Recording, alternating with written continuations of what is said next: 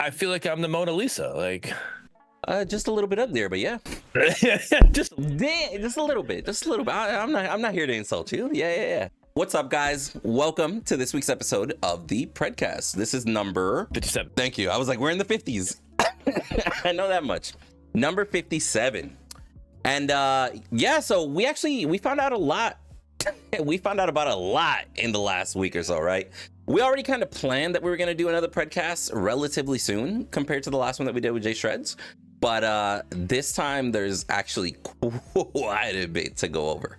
But before we actually get too far into it, as far as everybody knows, Predcast, we talk specifically about Predecessor. We might compare with other games here and there, but we try to keep it Predecessor oriented as much as our conversation goes.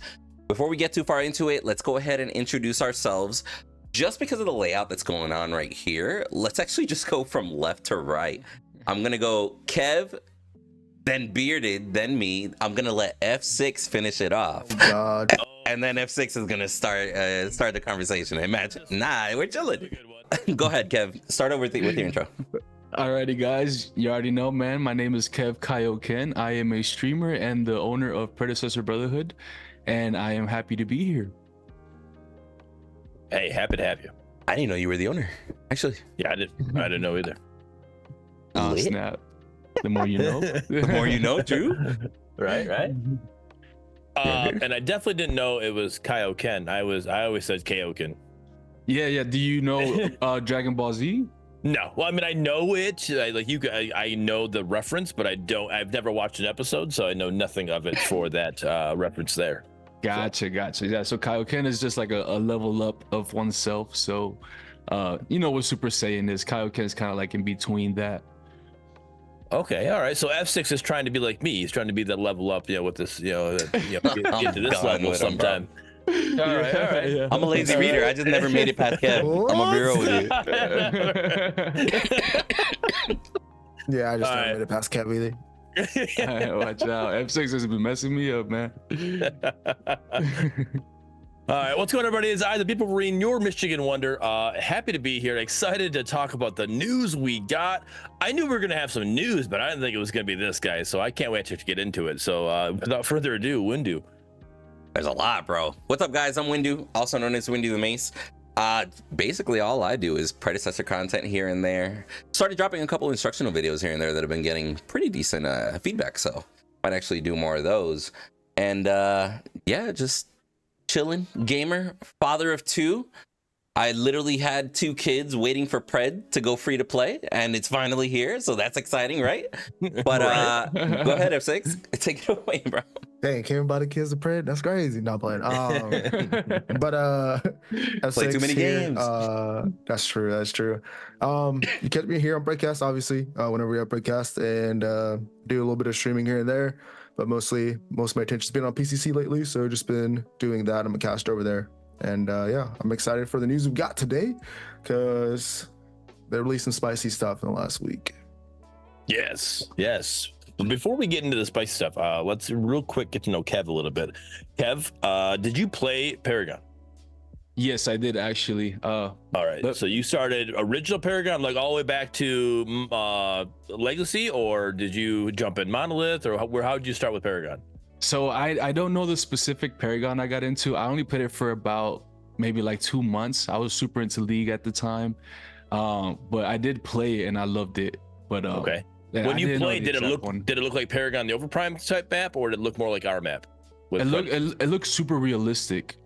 I don't know which one that one was, but it looked beautiful. Like the map was beautiful. It's Legacy. Yeah, the jungle was extremely complicated. That sounds like Legacy then. Yeah, that's gotta be You could get That's lost gotta be in the Legacy jungle, son. Legacy Yeah. map is an adventure. You'd That straight was a make a jungle. right turn That and be was a like, jungle. this is the fucking dead end. Where am I right now? What the Yeah. fuck? It had like the big bright flowers that would be the canopy of the jungle. Yes. Yep. So that was Legacy. Okay, so you played actually before I played, because I didn't play until Monolith. So you said you played like 2 months. So at that time, when you did play, who was the hero you enjoyed playing the most? Man, I would have to say Kwang. I played Kwang? a lot of Kwang. Yeah, a lot of Kwang and a lot of All right. Yin. All right. So I was very like, I don't know, like the hero just had to be very different per se. Yeah. Mm-hmm. Okay. All right. And who was the hero you most you disliked playing against the most? I would have to say Wukong. Understandable. Facts. Understandable. Yeah, That's why Wukong we had to was tough. separate you and F6 in the little picture theater here we got going on. We got to keep you guys separated. Skill issue. I didn't have a problem against My God Wukong. says skill issue. Him walking in the clouds, and you're like, man, where are you going? All right. Where you going? Where you go? So when did you get tapped into Predecessor? Did you join right in the beginning, or did you join a little bit later with this early access? So yeah, I've been here since the beginning. I actually played the Overprime and I played Predecessor at the same time. Kind of got the feel for both, and Predecessor just had the original feel of Paragon, and that's really what I stick with. Okay. All right. Nice. Now, who is your favorite hero now? Ooh, good question. Now I would have to say Rev. Rev? Okay. Yeah. I'm a big Rev fan. He just does so much damage. Like, you do struggle early game, but towards the late game, you're just such a machine, such a monster. And Okay. I'm just a Rev guy. All right. And who is your least favorite hero to go against now, and why is it Argus? Yeah. yeah. You took it out of my mouth, man. Definitely Argus, man. Especially for me, like I'm a carry main. So seeing Argus in my lane at all times is very frustrating. So I mean, Argus now, before I would say probably Steel. Like a very good steal would just make your life miserable. Oh, yeah. F6 is smiling over there. Spoken like a true carry main, bro. It doesn't matter the role. If it's a support steal, if it's a jungle steal, or if it's a solo steal. Like that steal, once you get in those team fights, it just becomes like it's rough. Yeah. Mm-hmm. Level 6 is Completely the agree with problem, bro. Right. All right. So did you watch the last podcast at all or no? I watched a little bit of it, but Did you hear the guys talk about? Did you hear the guys talk about what they think needs to be changed with Argus? No, what was that?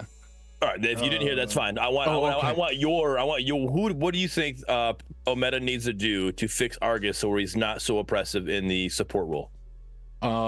Me personally, they have to just somehow change his CC format. Just the fact that he has like everything in one ability, like a knock up, a slow. Like something that pulls you back in. It's just like a little bit too much. At least change his E a little bit. Okay. Yeah. But yeah. Don't forget it's ult slows CC also. wise. Yeah. Does this all slow too? Yeah. You disappeared. Whenever when you, I noticed. I don't know why. I think my camera actually turned off. But yeah. So his ultimate, whenever you land it, it'll actually slow if you connect. Huh. Okay. Yeah, so it's got a bunch of CC. That's soft CC obviously, but it's not a hard CC. Still though, that is a little challenging to deal with. I agree with what we said last time though. Like I had a match last night that I was playing, and I just all of a sudden died. I'm like, what happened? Like, and then I had to hit R, and I found out that I was ulted by Argus, but I wasn't like there was nothing for me to know that I was in range or anything was happening. Like I'm like, what? Like. It was so confusing. I'm like, what? I'm like, okay, sure. At least with like a Murdoch snipe, you see the beam go across. Like, yo, I just got sniped. Like it's just like there. But like with Argus, it just like all of a sudden you just like I just took damage, but there's nothing around me. Like what's happening? And it's not like I know there's not like a true. I mean, I think there is an audio cue that goes off, but it's not one that I recognize yet. And so it's not like you hear a teleport like, oh shit, somebody just flashed on me, and then you turn around to see what happened. Like you just all of a sudden bam, I took damage. Like what just happened? And then it's like then when you're dead you hit R, like, oh okay, Argus ult, that's what happened. Okay, makes sense now. One tapped you from 60 miles away. I will say one thing that I've been noticing over the last week since we had Predcast, I absolutely hate how Argus can straight up miss his stun, but that shit lands next to me and I'm stunned because of the AoE stun. That shit is massive, bro. I have a big problem with that. Like I should not be standing there. He lands it next to me and I'm still stunned. Like it's different if like let's say two people are side by side And you know, like Decker stun, for example, if two people are standing together, it'll kind of extend to the other person. Right. That's a little different to me. But like if a Decker misses her stun, that shit'll just kind of bounce past me. With Argus, it's like, hey, he threw it right at the floor where I'm at, immediate explosion. The whole AoE is there. So it's much easier to land, bro. Much more forgiving. So do you make the AoE smaller, or do you just take the AoE effect away and just make it you have to hit it like a skill shot? I think both do the same thing, quite frankly. Like my situation with Argus is that you can just feel like he's overtuned. Like everything he does is extremely powerful, and God forbid he gets ahead of you, because he will be doing damage. And just the fact that he can stun you, like not only his CC, but if he has a team full of people that can also stun lock you, that's also a problem, because you just can't even play the game at that point. Steel Argus is nutty, bro. For sure. Throw a Richter in there too. It's like, oh fuck, like yeah. I still have yet to, and I said it on the last podcast, but I still have yet to face like an Argus sub. Like I just feel like, and I see a lot of people complaining about Argus being OP, but I've yet to have anything like, oh my gosh, this guy is OP. I do think he's overtuned, but I think that you want that with a new hero, a hero that's just released. Even if it was an OG Paragon hero, like you want them when they're being released. They're the fresh new hero. We want them to be a little overtuned. We want people to enjoy it and playing them, and then to inspire them to want to either purchase them or grind even more to play them, to unlock them. You know, like I understand that, so I'm okay with it. But I still don't feel like he's as OP as a lot of people are talking. I do think some things need to be adjusted, but who knows? All right. Well, I'll be real. Just to add a little tidbit before we change conversations, I think it really comes down to the type of player that can exploit it too. Because I've been in lobbies where there's an Argus on both teams, and both of the Argus are kind of shit, to be real with you. Like they're just both not good, you know? But I've also been in lobbies where I'll have somebody like Feppy or Azazel on Argus, and it's like, okay, that motherfucker's being annoying right now. He's just a little too good with Argus, you know? Like there's just certain people that are really, really good, and granted, it might just be like something that's not a problem across the entire spectrum. Like who knows? Maybe people at like 500 MMR, like way bottom bronze, they're not having an issue with Argus at all, bro. They're like, hey, this character sucks. He needs a buff, you know? Yep. Like Wraith, yeah, and then he's nuts. And on the Argus topic, F6 actually went against him like 2 times in a row. He went Argus support, destroyed our team. Like I just feel like he's sometimes a better support than he is a mage. Like, he's so good at just getting his team kills. You know what I mean? I thought you were a support main, F6. I'm not. Just sometimes I get stuck and I'm like, who am I gonna play? Argus, obviously. He's just fun to play in the support role. You're amazing with the F6. Like you just know exactly how to position yourself. So shouts out to you. But it's a position. Just walk through the wave and land the stun. That's all you gotta do. Just let me have this right now, Windu. Jeez. I'll let you have it. I'm sorry. Go ahead. All right, let me see a one in chat. And I'll let you guys answer as well. But who is excited to get Xbox players in this community as well? If you're excited to get Xbox players in the community, hit 1 in chat. If you're not excited, hit 2. But what do you guys think about us finally getting Xbox involved? And I say finally getting Xbox involved, like it was Paragon wasn't even on Xbox, so this is brand new territory for this style of game. Yeah, it was never on Xbox before. I didn't know that part.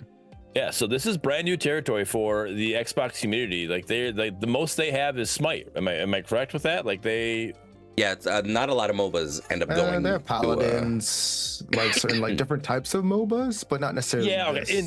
By the technical term of MOBA, but like the 3-lane tower defense MOBA that we playing here, they're the only one they have is MOBAs. Yeah. Right. Okay. Yeah. So that's all they really have in that situation. So it's crazy that they're tapping into a new source here, a new pool. We used that reference before with our boy Mangoose when we did the Fault Partner panel. We were talking about different fishing in a pond, and you got to expand your pond so you can get your different fish to kind of come in here, and that's kind of what we're doing with this Xbox, and it's great to see that. So what are you guys' thoughts about them on the 28th bringing in Xbox and also going free to play on all platforms? I think it's smart that consoles in general aren't gonna have to pay, considering consoles are the larger market of players. You get what I'm saying? Mm-hmm. The fact that PlayStation didn't have to play, Xbox won't have to play, PC not being able to play is going to be just a bonus for us, quite frankly. But we are the smaller market. You know what I mean? Yeah. So I think that's big. First and foremost, I just want to say welcome, Xbox players. I can't wait for you guys to try out Predecessor, man. It's an amazing game, and if you're really into the MOBA genre, I'm just excited that you guys are going to be able to try this game out. And we welcome you. The Predecessor community welcomes you with open arms, and we just can't wait to see you guys in the battlefield. It's exciting. Those open arms might have some toxicity tied with them, but yes, we welcome you with open arms. That's just what happens. Right? I'm just being honest. Not that I'm going to be the one toxic. I know the community well enough that that's going to happen. All right, now let me ask the controversial question. What are you guys' thoughts about them adding this? As we know right now, the game is right now, they're adding Xbox and it's being free to play. So even more people can come into this with our current tutorial system that we have, or the onboarding system that we have for these new players. What do you think? This is a good move? Do you think it's like they should have something better for that? Or what are you guys' thoughts there? I do think the onboarding needs to be better. But at the same time, I'm very firm on like the idea of like no type of onboarding is going to be in depth enough to help you learn how to play this game other than trial by fire. You think so? You could get information, like for instance, like they can definitely add like, hey, what does your HUD mean? Like certain things on the HUD, what does this mean for you, right? They can add like, okay, these are the certain objectives. But when it comes down to actually into a game, I'm not having problem like in my games being like, hey, this is what this does. It's more of like understanding what needs to be done. And with a MOBA, I think it's just so situational. Every single second that goes by, every single decision being made by either you or your teammate changes so drastically on what you should do in the next minute or so. So I just don't feel like there's an actual tutorial that's going to be able to help with mere decision making. You're saying no tutorial will teach game sense, and that's the most important part to you. Yes, because you're not frustrated because somebody doesn't know they have a flash. You can be like, hey, your flash is here. Nah, you're more worried about like positioning, because most of the time, if you don't know something, it's more like, hey, you can ask really quick and be like, hey, what's this? The tutorial could help out with that. When it comes to like actually playing the game with like more than one brain cell, it takes time and error. Because I mean, I know it took me a while to understand just to even, hey, what how do I manage my wave, right? That took like a year and a half of just sitting there in the lane losing. So that's fair, because you can literally my camera just turned off again for some reason, but you can literally play a MOBA for years and still not know everything about how to be good at a MOBA. Some things definitely take just time, experience, learning, unless you reach out like for somebody for coaching or whatever the hell. I guess that's an option to speed it up, but I don't know. For me, I mean, in my experience, like I played League of Legends when I was 13, and the way that the game kind of taught me a little bit was, they kind of make you play some AI games, and they kind of teach you a little bit of what to build and what does it do, stuff like that. Like the tutorial was a little bit okay-ish, but it was enough for me to understand at least like the beginning of a MOBA. After that, like F6 says, is all just game sense and kind of just getting yourself in there, building new things, trying new heroes until it finally kind of clicks. But other than that, they need to really implement that. Like, you have to play AI games, you have to get to this certain level to play ranked, stuff like that, in order to kind of keep the game in a good state. Yeah, because right now the tutorial it runs you down mid. You know nothing. You know nothing of jungle. You know nothing of the team objectives, you know, with Prime or Fangtooth. You know, you literally know just to run down mid, and you can stand under the tower and just take damage nonstop, and it won't kill you. That's what the tutorial shows you right now. So. Aren't new players still not allowed to chat until they turn it on? Like, isn't chat off by default? Yeah, that might be a thing as well. Oh, I don't. It might. Yeah. So yeah, it's like a brand new player joining in. They won't even realize you're in the chat saying, "Yo, build this," or "Yo, just stick with me," or "Yo, just try to stay alive. We'll carry you." Like that sort of shit. They actually have to go into the settings and turn it on. That's about 10% of us, though. Most people are like, "What are you doing?" Yeah. But I do agree with H2O though. Like, just give us voice comms. Like, I know a lot of people are against it, and I know there's gonna be more toxicity, but like, it's literally like, if I'm in my games, the games I'm playing, I'm solo queuing, and I got somebody that's brand new, and they're on voice comm saying, "Hey, I'm playing whatever Steel offlane right now. What do I build?" I can at least help them. Like, hey. Or if they're having a bad time, they're going to get to Grux. Hey, get Tainted Guard on. That's what you need to do. Play passive under tower. I'll rotate over it when I can, but play passive under tower. You start building Tainted Guard. That's how you're going to counter this guy, right? You can't just keep bashing your head into a Grux and expect to win.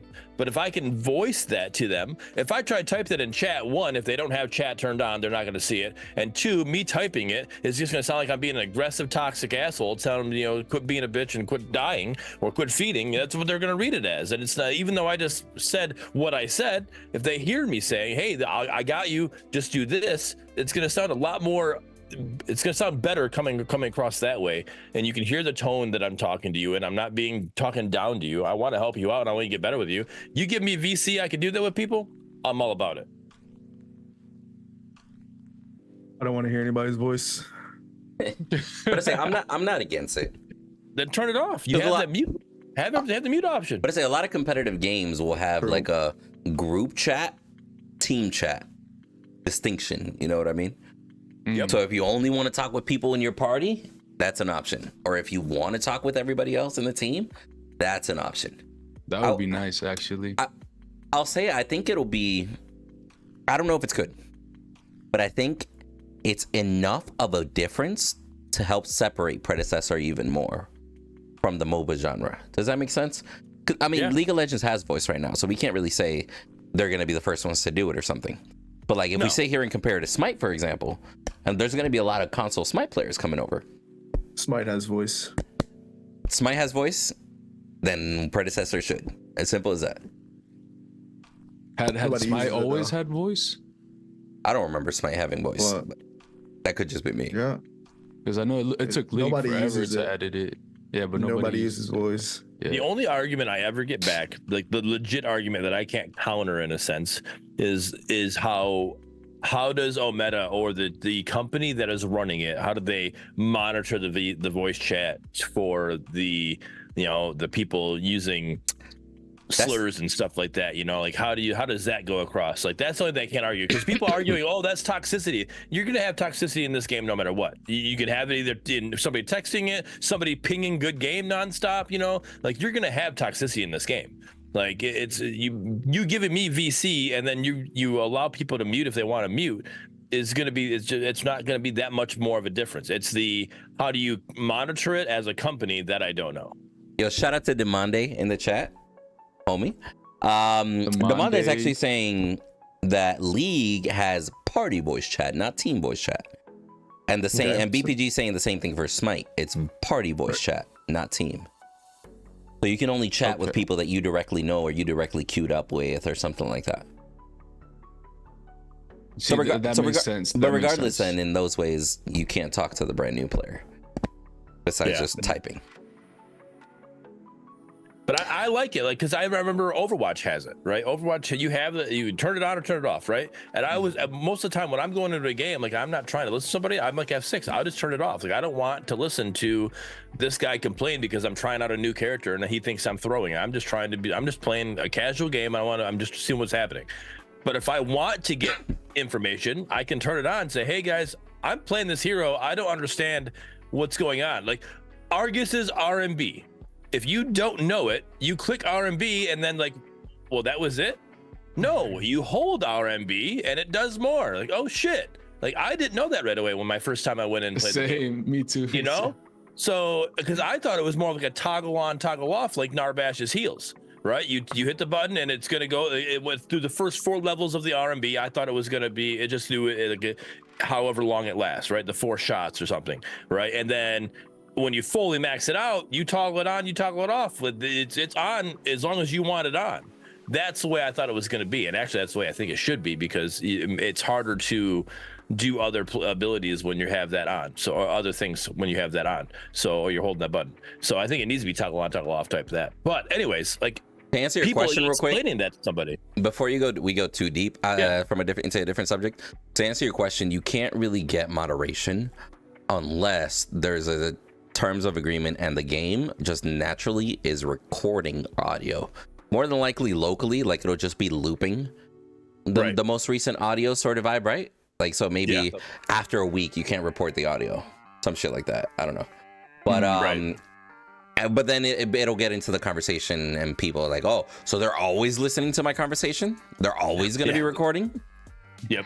So, I mean, that'd be the way they could do it. They could store the audio locally, and then when you submit a portion or like report a person, the audio files from that game then get sent to the developer. Right. So in that situation, then how do you like how much does that cost for them to store it? You know, where do they is it going to be hard for them to store? Because like we're thinking, we're adding Xbox, we're going to have PlayStation, we're going to have PC. There's going to be a bunch of people playing. Like how many games do we have people playing right now? Can somebody look that up on Meta City? Like how many games do we have recently this last 24 hours or whatever? Like good question. You know, we're looking at like, you know, like how many of these games that we're having being played in 24 hours, like how many hours of audio are we using there? Like that's going to be the hard part. That's the part that I can't answer for a company like that. But I do believe long term, it's going to be more beneficial for the new players to have people like me and other people. I know Windu would be helping people out. I know Kev would be helping people out. I know F6 wouldn't do shit to help people out. So other people. About the truest thing you ever said. It's just like, So, but I mean, like you'd have these people that are going to help them out. Yesterday like, we peaked at 22,000 matches, by the way. 22,333. Yeah, on March 13th. I wonder how does that compare to, I guess I would say maybe like a couple months ago. Well, I mean, just compared to a few days ago, on March 11th, it was 9,000. March 12th, it was 13,000. And then yesterday was 22,000. Yeah, that's a big, that's almost double. It's that 313 Detroit day, you know? That's what it is. Which it's actually interesting because as of today, of course, we still got a couple hours to go, and we're hitting prime time hours right now in like late night usually, right? For NA, yeah. Mm-hmm. But it's at 16,000 so far. Oh, so wow. Okay. numbers have gone up in the last few days. Ever since the Pred Talk announcement, they went up, which is weird. And it's 89 cents on Steam right now.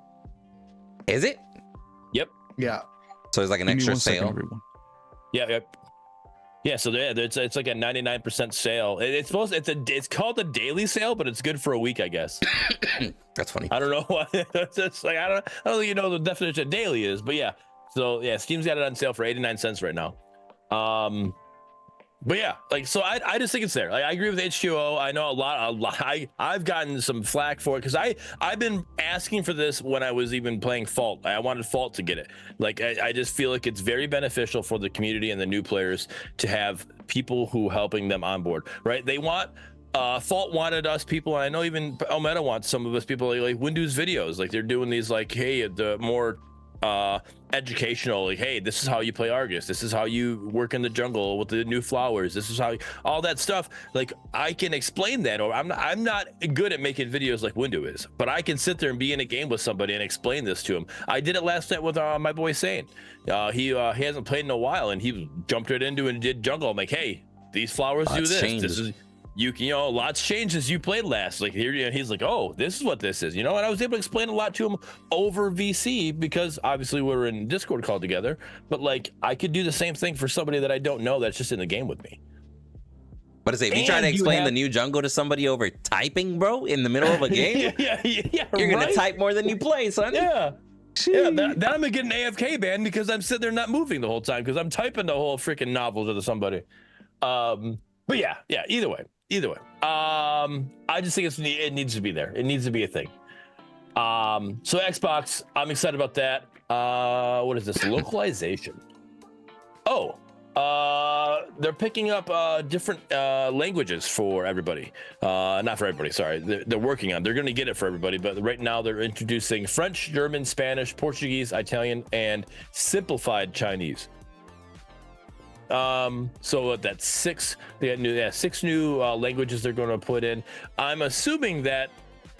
I think that's dope. Just all text, right? Right. That's what that everything, or is that going to be voice lines too? I don't know. I would assume it's just text. Like that's my assumption as even well. Just like pinging commands, for example, like attack left and stuff like that. So yeah, it's going to come up with that in that language, so you see that it says missing mid, like it says it in that language. Right? Yeah, it'll like say it'll translate it missing for mid them. in French. Yeah.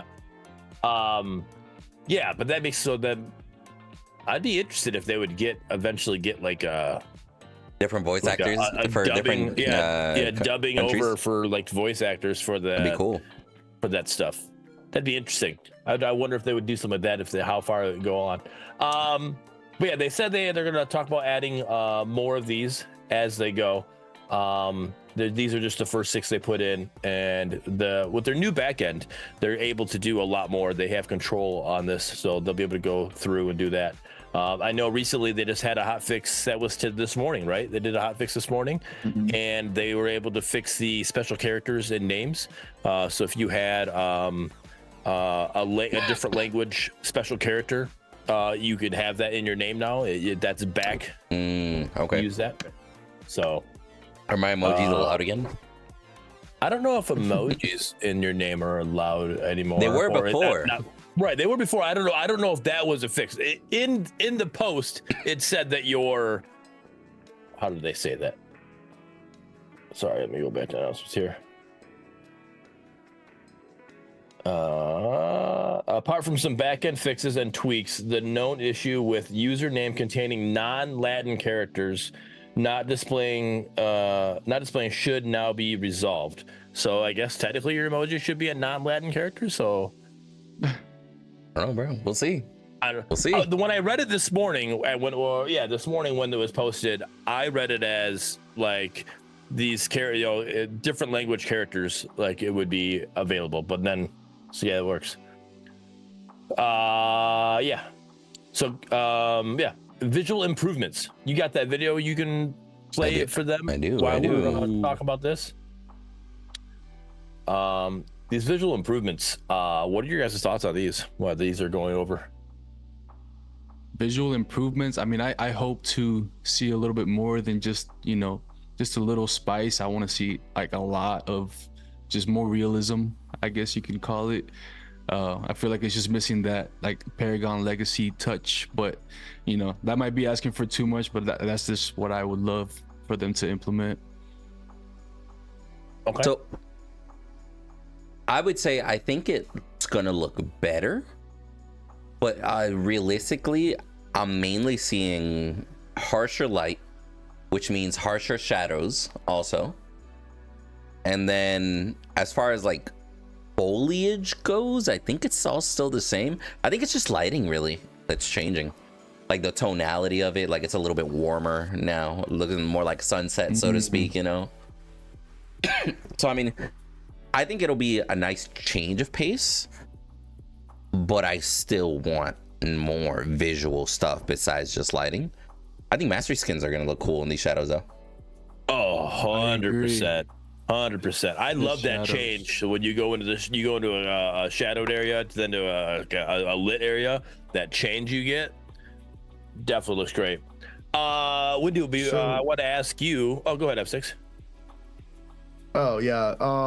Just before we get off the map topic, it's gonna be. I think of it. Go ahead. Oh, was it? Okay. I think of it a little bit differently because I don't know if you guys remember the first iteration of the map and like the alpha. It actually looked kind of like how this new one looks like, right? Had more, it's more vibrant, had more flowers. And I think, and they took it out, and we were wondering why. And I think it was like a Performance, for maybe? me. I think it was a performance base, right?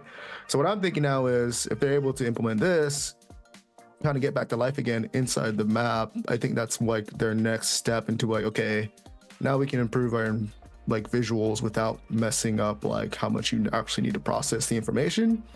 And I think that's like one of their first steps into like creating a new map, to be honest. All right. Windu, you put a tweet out today. I did. Or sorry, not today. When this was posted, I don't know if it was today or what day it was. You reposted it saying "so warm" is your quote tweet on it, and then our friend Jelly Knees asked you if it was is it warm enough or something? I can't remember exactly how he said it. He said something about it being warm enough, or you think it should be a little more subtle. Oh, I got you. So essentially, I just shared a tweet saying it's so warm. Right, like it's just right. Like it's like somebody's choosing a filter for Instagram and they just went with something that gives me a tan sort of vibe.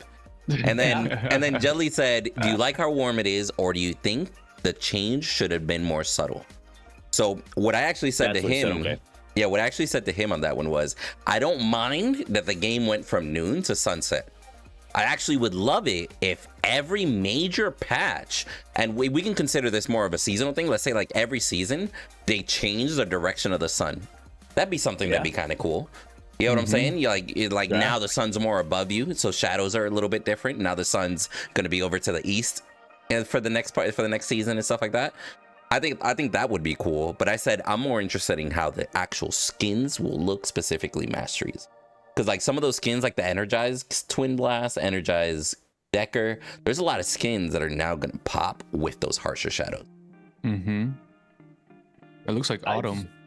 I just like how the colors are more vibrant. Like looking at the shadow like wall, saturation like it looks like this gray. It looks like a gray with some purple in it, and then like the new one, it's like, all right, you can tell that's purple. You know, yeah. It definitely looks better. The colors just pop to me now, and I like it. It looks really good. Mm-hmm. Yeah, with these comparisons, like it definitely looks. You know, it definitely looks like the game was a little washed out currently, if that makes sense. And then with the newer version, it looks a little bit more true, but I will say it looks a little warm, specifically. My webcam just died again. Like if you look at the fog wall specifically. You could just tell. Now I want you to look at the river and look at the lack of reflection in the river with the current, and then look at the reflection with the new. You can see the towers better in the background. The towers are in the background. Look at that. Let me see the old one real quick. Yeah. I'm flickering between both on the stream. Perfect. You're just they're a little. They got a slight delay on us, but So that's interesting. Okay, I see what you mean. The river specifically looks very. Oh, wow. Did the tower change? I don't want to say ray trace, but it definitely looks a little like it more looks reflections. like it has a little ray trace look to it, you know, reflecting into it. Yeah. I didn't even notice that, to be honest with you. I like it though. I'm glad we're getting something like this. It's much needed. So Rocky's in the chat saying looks like Lumen, which is something big in Unreal 5. Looks like Lumen is now enabled, so it looks like the light's a little bit more dynamic. It interacts with the environment more, as opposed to before it was just like a random flashlight that isn't really interacting with anything. If that makes sense. Chat says looks wetter.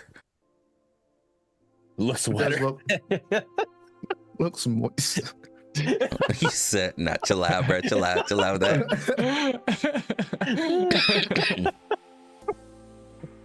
He's not wrong. Anyway, so people in the chat are like, "Yo, night map when?" Hey, well, that'd be cool for Halloween, right? It'd be great. But I also think, all right, how hard would this be? All right, and I know I'm going way outside the box. I know I'm making it even harder for a meta. But how hard would it be for your game to reflect your current time? So F6 always plays in the daytime, so he's always playing on a sunny map, but I play at nighttime. So when I play, I'm playing on a nighttime map. Would that be something that would be possible for them to be able to pull off, or would it be like, hey, you can only is there any game that implements that right now? I don't know. I have no clue. It would be cool if it does. I do know we're still waiting on replay to be fixed. So,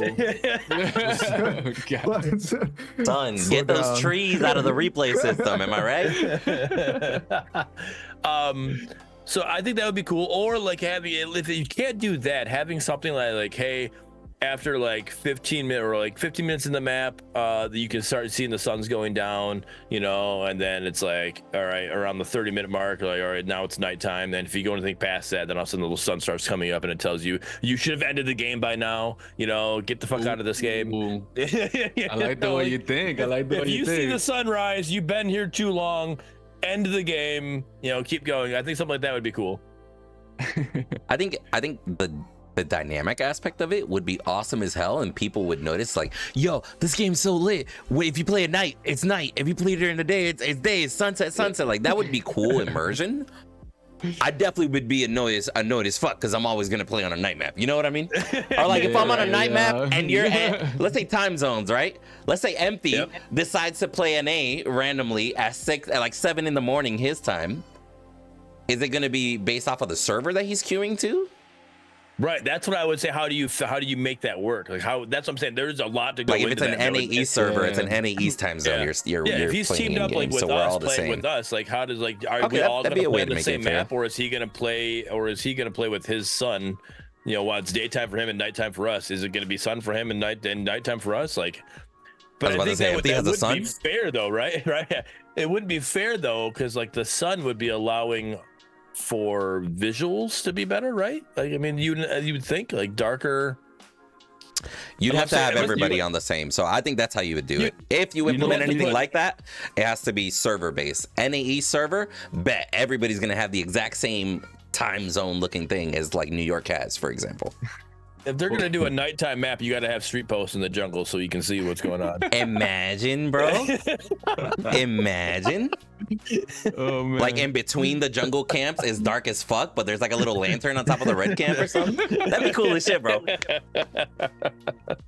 We're speculating, everybody. We're speculating. This isn't coming. We're just going off here. We're just shit talking a little bit. Anyways, these visual effects, though, I'm loving the change. I don't know. Are these going to be implemented on the 28th, or these are just to be coming, right? Or what are like? Ooh, yeah, they don't necessarily mention. They just say they're going to come throughout 2024. Some of these changes. All right. So they don't even specifically say that this change is coming with the update. Got you. They're also implying that there's other changes besides the lighting that could be coming. Okay. Yeah. So it's just like, hey, visual changes are coming this year, but like what you get and how frequent you get is still a mystery. All right. The next thing on the list, though, is S6 wasn't good enough at the game, so he needed another item. So they're gonna actually make it where he can get a 6 item, so we can actually probably be better at the game now. Say what? Hey, no way. I need that item too. He said, me too, me too. All right. So, what are you guys' thoughts on a 6 item slot? I like it, but I'm scared. It's about time, I think. Yeah. Why do you think it's about time? I just think that 6 is just the magic number when it comes to a full build. Like, don't you guys feel like whenever you got that full build, it's like I'm just missing one more. If I could just build one more, I can, get exactly how I want it. But I just think it's a great way to just come up with new strategies when it comes to, because I know a lot of people out there like to come up with new builds, and it's just a way to to kind of form a new way of look, this is my build. I know Windu is very into builds, so he's gonna be coming up with some new stuff. But same gold? Would you keep the same gold or change that? No, you got to. You have to change a bunch of things. It's not even. It's not. No. The thing is, like, that's. I don't think a lot of the people understand the overhaul that this is actually going to entail. You got to change your gold drip. You got to change the cost of the items. You got to change the items themselves, that they can't be so. Changing cost of items is so much as far as balance goes. People don't get that. Yeah. Like that affects balance a lot. How much an item's worth. You can't have, again, we already had this discussion when we had 5 items, when they had they had 20, was it 25% crit, or no, they had 30 crit or whatever. Either way, you could like easily hit 100 crit with just 4 items at one time. And yeah, it was 25. Yeah. That'll be the down to best part 20 for now, isn't it? carries. If they keep it that way and you can hit 100 Yeah. crit with only 4, and I get 2 more, let's Ooh. go, son. Let's Right? go. Carries already broken. What do you mean? Hey, chill out. Corrupts do you Chill out, mean? Mr. Zaris main. Chill out. You're okay. We're Pull not up your gonna do shield. You'll be fine. That's gonna be broken in a half. Yeah. So I mean, like, so you have to now you have to change the statistics on the items. You got so like, it's not just, you know, hey, we add another slot and here you go, you know, because you can't, because right now F6 in all your games that you play, how often do you say you get full build? Not very often. Right. In the bad games. Yeah. No, right. like The even ones in the good games, like you have to hit like a certain mark. It's either because even in like the good games, right? You might be in like you're doing very well, but there's very few times where you just get like completely built. Most of the times you end the game by then if you're Yeah. doing it correctly. So No, and that's what I'm getting at. Is like you, if you're doing well enough, you'll end the game as you're building 2, your 3 fifth items, item, yeah. Mm-hmm. you know. And then, but the only times that you normally go full build is because your team that you're playing with, or however the game is going, you're just not able to end. So the game just gets prolonged, and that's how you go full build. Other than that, you're not even getting full build right now as it is. So now add another slot. It's like what? Well, that's just, you're just gonna sit there and look at it for the most of the time. Like it's not gonna get used. What So if you this gotta is an change the drip. answer? But what if this is an answer to prevent those hour-long games from happening? You know, what if they keep everything exactly as is? Hear me out, everybody. Chat. I'm listening. Don't riot. Wrong Don't company.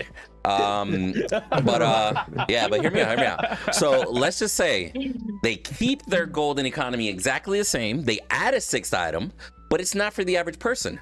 That's for that 45-minute game and that one person that's ahead to say, I just need one more item to finish this fucking game. That person gets the one more item, not the person that's behind by 2 items. You know what I'm saying?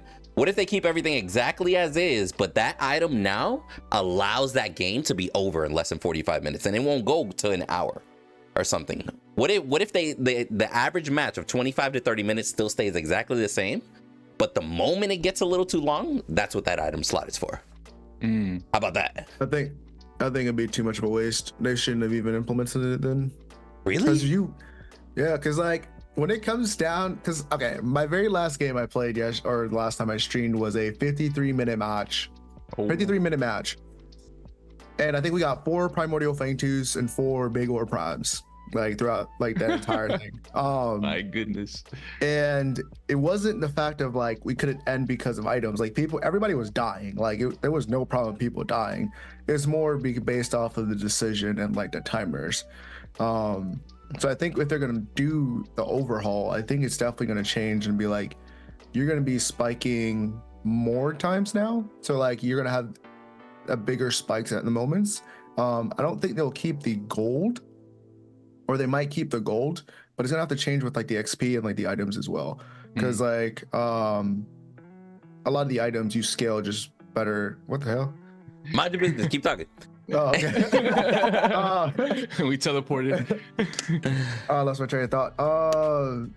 So yeah, so Spiking. there's a lot of different things. Yeah, so you're gonna have different item spikes at different times now when you add in that 6 item slot. So they have to take account for that.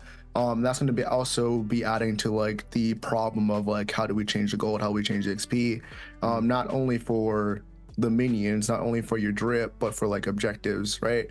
How do you change the support crest now? Even though they said they are going to get rid of the crest into something new, but like we don't know if it's going to be the same exact time they introduce the 6 item. So if they still have the crest, how are they going to change the support crest to be balanced in with that as well? Because that's a different type of gold drip that you're implementing into it, and like their passive gold as well. So I think it's going to be a big overhaul. Oh shit! So Welcome, Pinzo. He lost his screen. Hello. He's sad. Sorry I'm late. I just got out of a scrim, so I appreciate you guys letting me jump in halfway through. How'd it go? Yeah, How'd not it a problem. go? Of course, how'd it go? I was kind of gaming, I'm not gonna lie. I played like Okay. a 7-0 All right. Zaris game and a 9-2 Grex game. Oh, Tattoos or it didn't snap. happen. Huh? Tattoos or it didn't happen. got one right here. Who says that, bro? It's actually on You a guys top couldn't of see that. I was bell. flipping off the on a Taco camera. Bell You guys packet. can't see it, but No, but Yeah, go ahead. On the topic of the 6th item, if I asked you guys what role normally gets full build first? Offlane. Support, obviously. Offlane. Really? I would say Offlane? offlane or jungle. Offlane. Offlane gets big, pretty fucking There's big, no bro. way it's not offlane. I don't have any statistics to back that up. No, I do by playing the offlane. Usually He said, I'm "Been the there, done that." person- I just want you to I wasn't know. I was counting experience as statistics, but The reason I asked that is because that's the role that's going to benefit the most from that 6th item. At least most of the time, because they're the ones getting that full build first, and then now they got an extra slot to fill out. Right, y'all were talking about a carry having an extra slot. Y'all want to steal running around with an extra tank item? Shit. what's he gonna do? Give me What's more he gonna pen. do? That or a Sev, a full scale Sev. You know, like no, thank you. First of all, carries right now don't even need a 6th item to be fine. They don't They even need a legitimately 5th need like item. 2.5. They at their 4th item spike, it doesn't matter what you do. I don't even If think you 4. 3. Oh yeah, probably 3 to be honest. Especially if you're talking about like Drongo, just with Demo comes God. online, you're dead. That's it. Yeah, Game over. once the demo's broken, we'll talk about that another day. But they also buffed Imperator.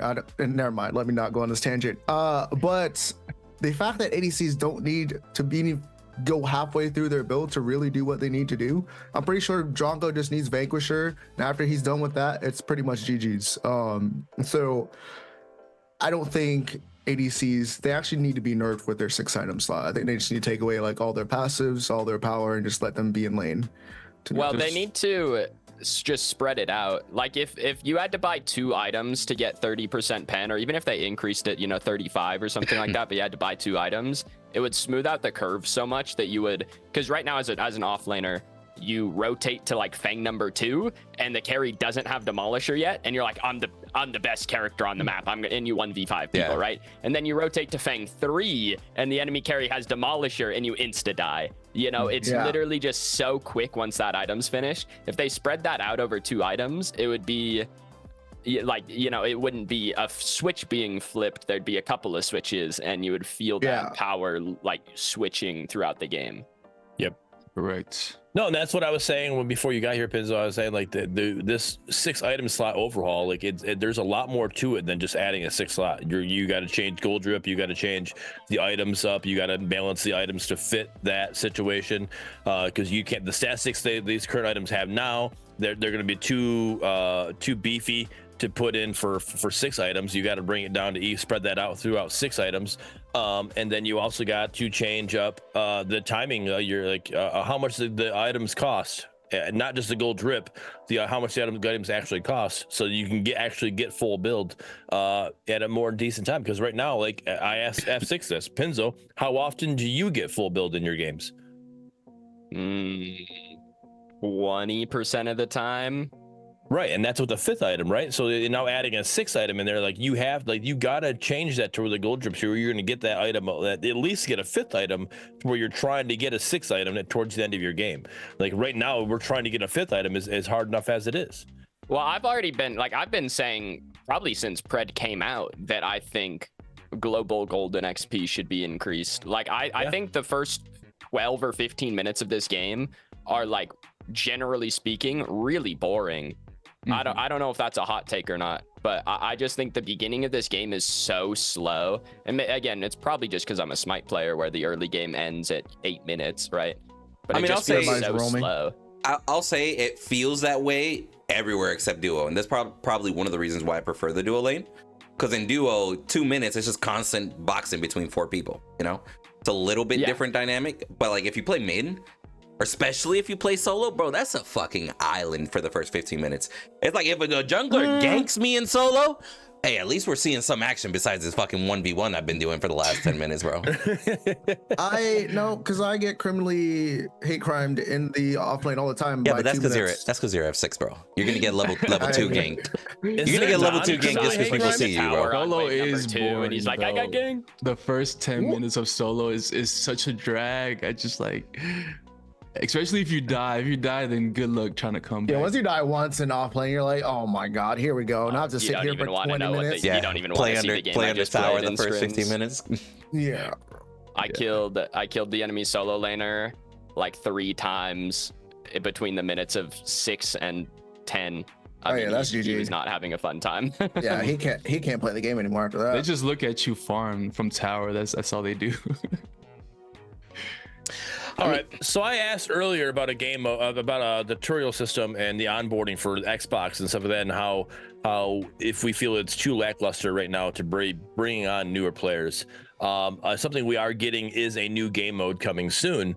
Do you guys think that would help with the new players and the onboarding, with having having a more because right now, shout out to Crashy made a video about how we're going about how this game feels or whatever to the wrong way or whatever, because we're playing a casual mode with rank mentality is basically how he was saying it, competitively, right? And that's what we are competitive. We're humans by nature. We're going to play competitively. But if you give us more casual mode, like an arena or whatever, like Smite has, or even Joust like Smite has, and just kind of, hey, to pick 3 of my friends and just go, or 2 of my friends and go into Joust and have fun, it is what it is. But you're playing this mode that is eventually going to be the ranked gaming. Do you think that itself will help alleviate the lackluster tutorial system that we have? Yes. At the very least, what it will do is it will allow players to mechanically understand the game before they jump into learning the brain power and thought process. The game sense, the real MOBA mode has a lot of like actual knowledge that goes into it, right? And it will allow you to think less about how to press the buttons on your keyboard or aim with your mouse or your joysticks or whatever, and it will allow you to think about learning the game mode. I think it also help. Character. I think not only that, but help people learn items to understand what they do. Because I think right now, I've seen a lot of people build like just weird stuff, like Sky Splitter Argus for some reason. I still trying to figure it out. That sounds kind of tech though. Yeah, hold on. We'll have to try that one. That one does sound a little tech, but I saw it wasn't working for him. But so there's a lot of things that people want to try and test out. So I think that also gives an avenue other than AI mode to like test it into like a real environment to be like, hey, is this really a cracked build or not? Kind of thing. So worth mentioning, it says on here, the first of these game modes will release later this year. Yep. Wait, so it's multiple? Yeah, they're mentioning multiple game modes because it says the first of these will release later this year. So maybe they're going the Smite route. Has 5 casual game modes, right? Oh, man, like the 3v3s, 4v4s. It's only 4 now. Slash, Joust, Arena, Assault, Match of the Day is 5. You could have just said 1v1, 3v3, 4v4 Arena. Well, that's not what the game modes are. 3 of those are 5v5 game modes. I think Match of the Day is cool though. I think that's more. Oh man, never mind. You're right. It is technically a game mode, but I think Kinda, yeah. Yeah, I think that'd be really cool. Match of the Day. The thing I love about it, just having anything other than a 5v5 classic MOBA style, is that even us, like veteran players that play this game every day, gives us a chance to play that new game mode, kind of get warmed up, and then you go into the like ranked mode or classic mode, right? Instead of just straight jumping into a 5v5, I think it just gives you a nice way to get mechanically well, get yourself situated, and then you kind of just get into the 5v5 a little bit more warmed up. Worth mentioning. Yeah. You guys remember how, what was it, the first time our GSAs came on Predcast? I think it was the first time, maybe second time. He said specifically that the new game mode was going to be something never before seen in a MOBA. That's what we were specifically told back then. I don't know if things have changed. 3v3, King of the Hill. That's what I don't know if things have changed, but that's what we were told back then. That was before he bought his yacht. So everything has been changed since then. Okay. So we don't know where the funds are going at this point. So we gotta watch out for it. What are you guys expecting for the new game mode? I started thinking, I was like, okay, what game mode is there like in Call of Duty or Battlefield or something that isn't in a MOBA? That's what I kept fucking thinking. Did you imagine? I'm thinking Call of Duty and RGSA's on a yacht, right? Could you imagine if we're playing on a yacht, like we're just running down, meeting in the center of the yacht, just competing in 3v3, but on a yacht, like. That map was classic, bro. Imagine, bro. Right? That's what I'm 3v, saying. I'll throw 3v3 in that map. Let's go. What if you put F6 on the other team? Auto battler. Wait, What? what? If we get TFT. Imagine. I'll be honest with you, I would love it. I cracks. love TFT games. Hey. I love auto battlers. So like something like It would that create would some actually be traction. entertaining. Because That's a It'd whole be a different new market. to get to play the game at the very Whole least. different market. there's a lot of people that just like TFTs in general. There's a and lot of they're people like, who only play TFT. yeah, that's it. Boom. Whole new But- A lot of market people right there. leave. Just- Are we talking about that boring game that Windy plays all the time? You Yes. watch your mouth. That game is Like, if it entertaining as wasn't- shit, bro. If it wasn't for me just liking to like hang out with Windy while he's streaming, like I literally would not watch him play that game. Like that to me is the most boringest thing I've ever seen somebody play. I'm like, what is going on here? Little side note: if you go to Twitch tracker, like Twitch statistics or whatever, and you look up my name, you're gonna see TFT. It'll say -25 followers. I actually lose followers playing TFT, bro. But that game is so fun. Yeah. It's entertaining. But to Pinzo's point, it's a whole different market that would play the game just for that. And a lot of times, like I can tell you from personally, I play League. I've played it before. I don't really play League that frequently as of late, right? Like I'll hop on, play a TFT game. But when I hop on to play a TFT game, I'll get a notification, new game mode, 2v2v2v2v2 bullshit. And I'll be like, what's that? Let me click on that. Let me find out. But it's like keeping people engaged. Like it's not necessarily a bad thing, Right. Now That's a crazy map. How would they implement that in the third person MOBA style though? Like that I see TFT in top down like that. I mean, I get that, but like no, it would still be the same way. Maybe Like you just control a little avatar and it's like in third person and you just go and like choose your hero. I don't know. well, the thing about it is TFT in itself is like just top down with 3D characters playing, right? It has so to be that way, right? essentially it's would auto be chess. it essentially would be the exact same thing, just predecessor characters in there battling it out from a top down in a 3D field. So that part wouldn't essentially be too crazy. But I'm still holding out hope for 3v3v3 King of the Hill. Aw, Make dude. Pinzo happy. Ace, Dude, come it'd on. be mean, like he'll it'd be never like What does that first even mean? 3 rounds, and it'd be like every round you gain like 3 levels and 3,000 gold. You start at level 3. And Oh, it'd so just be you're like round based. It'd Hey, be that so good. sounds so you're fun to talking me. about I'm not like even the gonna lie. league 2v2v2 whatever, but just make it Kind of. 3v3 instead in pred. Well, but 3v3v3. Put 3 teams of 3 in there. It'd be like Medusa's death match from Smite, which was a limited mode. We need it. We need it. I think it'd be, dude. That's what cool. I'm holding out hope for. I don't know if that's gonna happen. It's just different. Sounds Like a little- I think a like game modes like that. 3v3v3 just sounds interesting itself. Like, I mean, however you just add that in, like you're adding King of the Hill, whatever you're doing with it, I don't care how it works. I just think that just sounds interesting. Like the option to be third party. Like when I thinking back playing Call of Duty or whatever. Like you're in the middle of a team fight. Like, all right, we're fighting these guys. All of a sudden, we get flanked on by some other team. It's like, damn it, where'd they come from? Like having something like that. It's like you're sitting there fighting the other ADC, and next thing you know, somebody comes around the corner. Oh, this ADC cleans up, and it's like, damn it, dude. Yeah, Like, right. You played that perfectly in that sense. That'd definitely be interesting. Well, and it'd be like 2-minute rounds or something like that, right? And it'd be first team to 3. And yeah, each Right. round, if you started at level 3, you'd gain 2 or 3 levels and 2,000 or 3,000 gold, depending on how long you wanted the game to last. Yeah. I don't know. That's what I'm holding out hope for. I would play with that. I know that there's some and I'll issues jump with in. that. I've actually talked to some of the devs about it and asked them, and they're like, yeah, there's some issues with that, but I think it'd be cool. So I'm excited for new game mode, just for something different to kind of switch things up a little bit. But moving on, we have ranked mode, and just today they posted what the UI for ranked mode looks like after you finish a game, and they also posted what all the rankings look like for that. So you'll see when Windu posted pictures here, you'll see the far left, that's Pinzo's ranking. Right, and then everything farther than Your left or my left? Oh, that's Wait, what? Hello? Left is left. These are different lefts up north. left is left. That's the Midwest left right there, boys. You wouldn't understand. It's a Zoomer thing. Yeah, I wouldn't understand. You're right.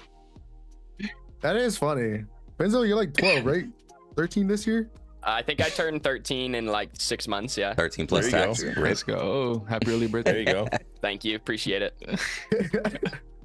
So the biggest thing about this I got from this though is the final ranking, the biggest one, and it's called Paragon. It's not called Master anymore. It's called Paragon. I feel like they had to. I think it's a very great way to pay homage to Paragon. I love it.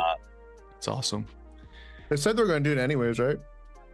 They did Early say on? that. Huh? They said Yeah, that like Ace last said July. that, We asked Like him about a it. while ago. He said we want to keep Paragon name in there and we're going to make like, because that was the leak we had from that one. He was like, that's the leak.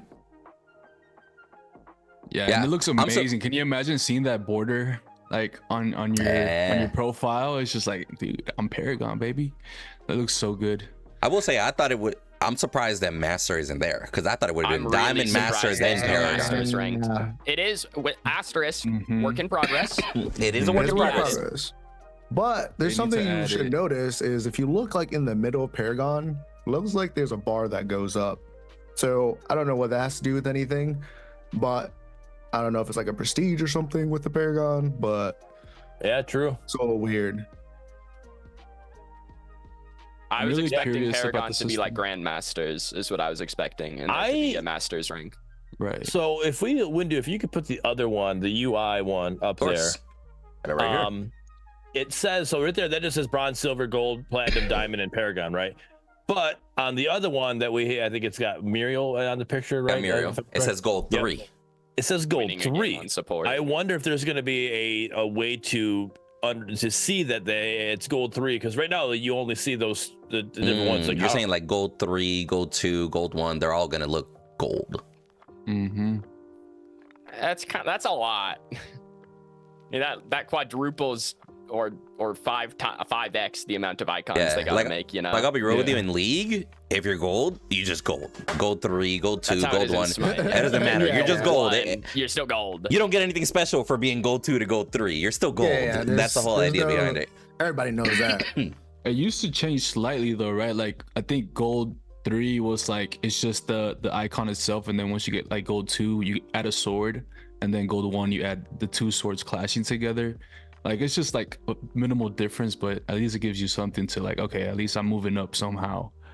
But You know what's actually interesting that Crashy brought up in the video that he made today. Shout out to him again. But what about, so we're gonna have the different divisions, but do you guys think that you're gonna be able to get demoted? Because I know, for example, Absolutely. well, I bring it up because I'll bring up League, for example. It's like, hey, once you're silver, bro. You could lose 1 billion times. You're not dropping below silver. like Your ranks, MMR still goes down, but it shows your highest rank. Well, no. Like you're just for that season, you're silver. You could have dropped to the bottom of silver, but you're not dropping below silver. And then, for example, you go up to gold, you go to plat, and then once you enter plat and diamond, I like that range and upward. That's when you can actually like D-rank hardcore. Well, it depends on how they do it too. If you're like in Smite, your starting MMR is technically gold. Your starting MMR is 1500, and bronze ends at like 1000. So if you have to lose, but you start your MMR and your actual rank are not the same. So you start 1500 MMR, but you're in bronze. So if you win games because your MMR is so much higher than your rank, you rank up really quickly. But if you lose So, like, games, placement matches. it drops you. So you don't start at 0, right, and climb a ladder. You start in the middle. And if you lose, you'll go down really quickly. And if you win, you'll go up really quickly. I don't play Smite, Pinzo, but how many ranks are in Smite? Like Bronze, like, silver, gold, plat, diamond, master, GM, 7. 7. Okay. But that's usually That's a good the amount. average, right? Like the average here. All Now, right, how do real you- quick, I'm back. Windu, can you fix I'll it fix to it. put me back I in got there? you. And then also, the Zoom froze on me, so I didn't hear what you guys' thoughts were about Gold 3 when I saw about that. Like, what do you think that's going to be? How that's going to work? What did you guys say about that? we were just going over right now the idea of like the promoting and demoting sort of vibe. Right. Which actually, let me ask you guys, if we all started at the bottom of bronze and had to work our way up, would that be Everyone started preferred? at 0 MMR. Everybody at 0, and you had to work your way up. That'd be such a cool race. Or let's say, for example, I mean, given like that somebody can actually have 0 MMR, let's just say like the let's just say the top of bronze 4, like I don't know the number. Let's just say like 900 MMR, right? Let's just say everybody starts there, and then good players have to grind their way upward while bad players still have room to drop. I think you have to have room to drop. I don't think you can start players at 0, right? Yeah. You can start players at like the top of bronze or whatever, 1,000 MMR, and then bad players, right? Real bronze players will drop down through bronze, and everyone else will get out of bronze, right? But I don't think you can start at 0. What I do wonder is if they're gonna implement like the placement matches, because normally, at least I guess different rankings, they normally have like a 10 placement matches you play, and whether you win more or lose more, that's where you actually get placed. Depending on how you do in your placements. Yep. Correct. Yeah. Yep. So I wonder if that's something they're gonna do, or they're just gonna, like Penzo said, just start you at a specific MMR off rip. They do that in Smite bowling used too, to for have bowling placements. leagues. For bowling leagues, they do that. You go in, you bowl like a game or whatever, or maybe 3 games, whatever. Then you find out what they call a handicap, and then you, depending on how you bowl, you get a handicap to kind of help you play within those leagues of who you're playing Yeah, against. it's like placements. Yeah. Yeah, so that's what I'm saying. That's what I was comparing it to. Is like you have stuff like that in that. So like placements would be a good thing for that, I believe. Because correct me if I'm wrong, right now we have a very similar system where a new player will get placements, they'll get, kind of boost in MMR, so to speak, right? So wouldn't that kind of be the same thing that they're gonna keep? Like, why change it, something that's kind of working for them? I assume But it would be very similar. I don't think they actually have placements. I think that's an Ometa.City thing.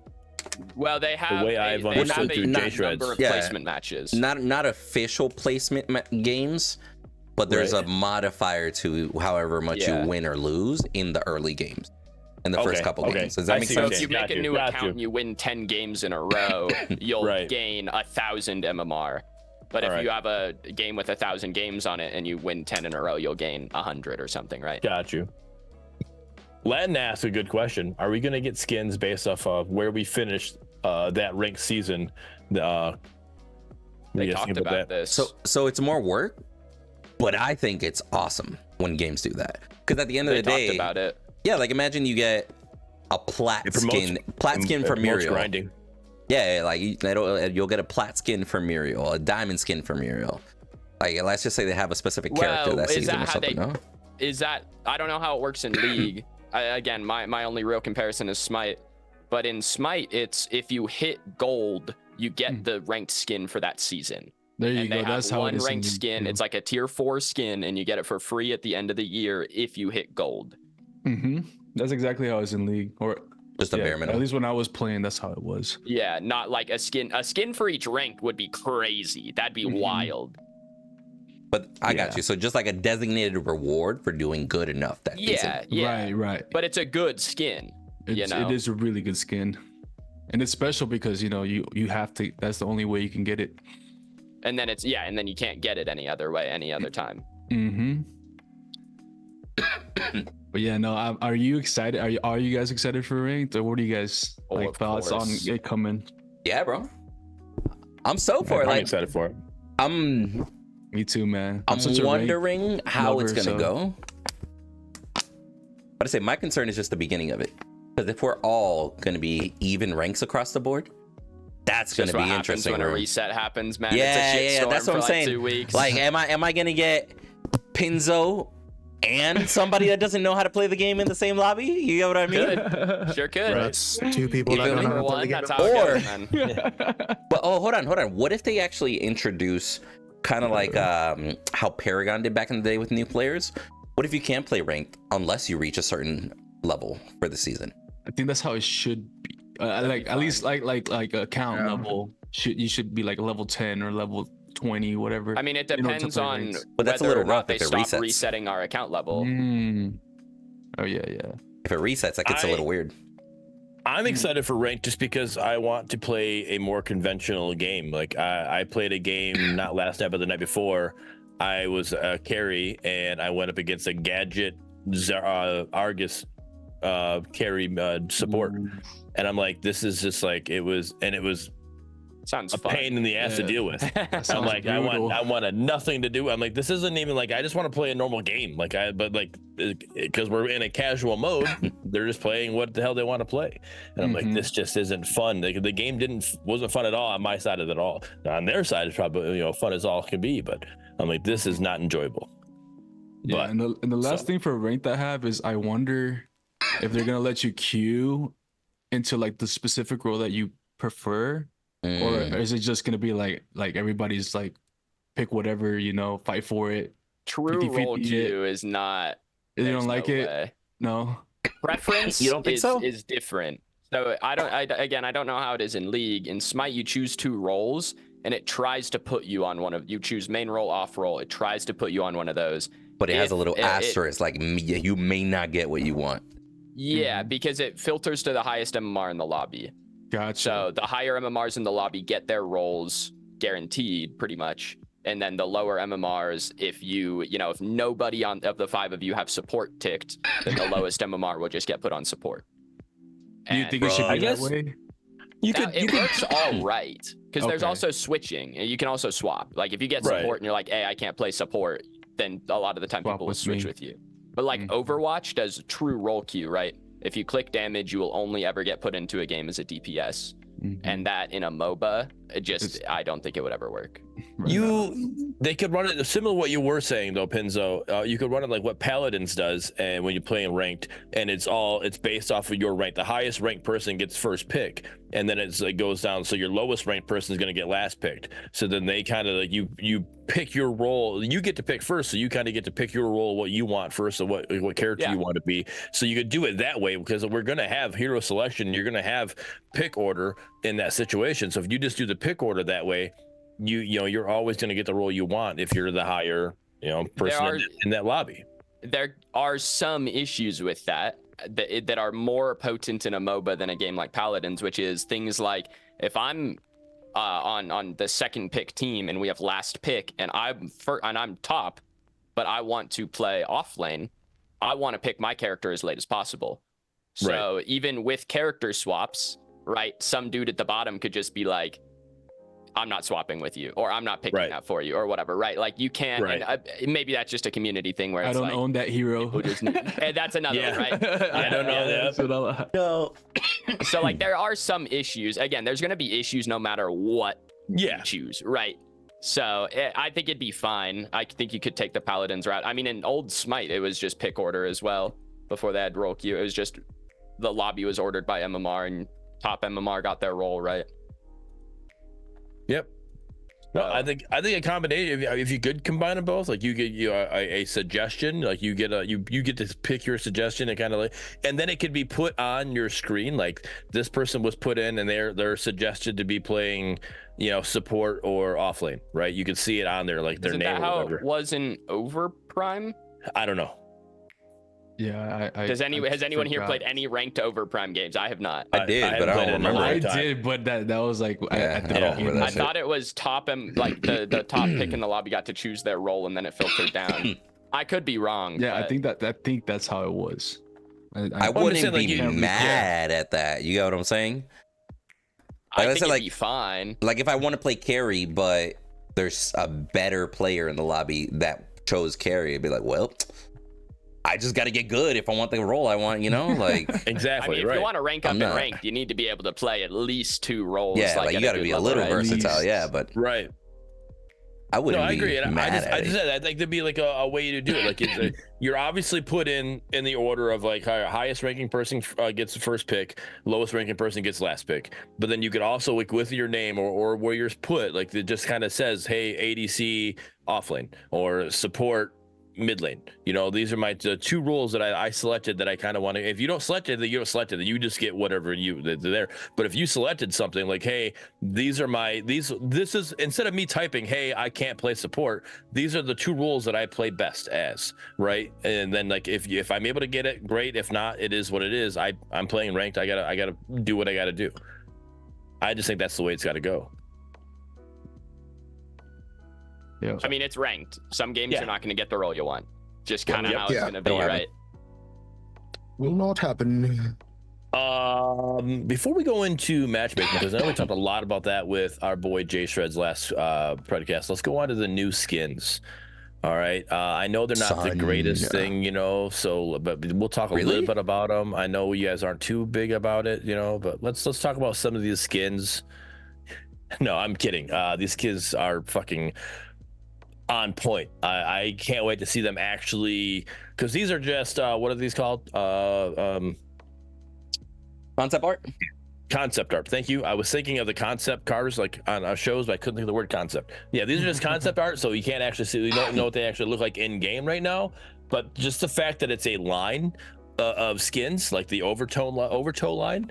Undertow. Sorry, the opposite. It's the opposite. Yeah. It's not your day today, Bearded. Yeah. It's never my day.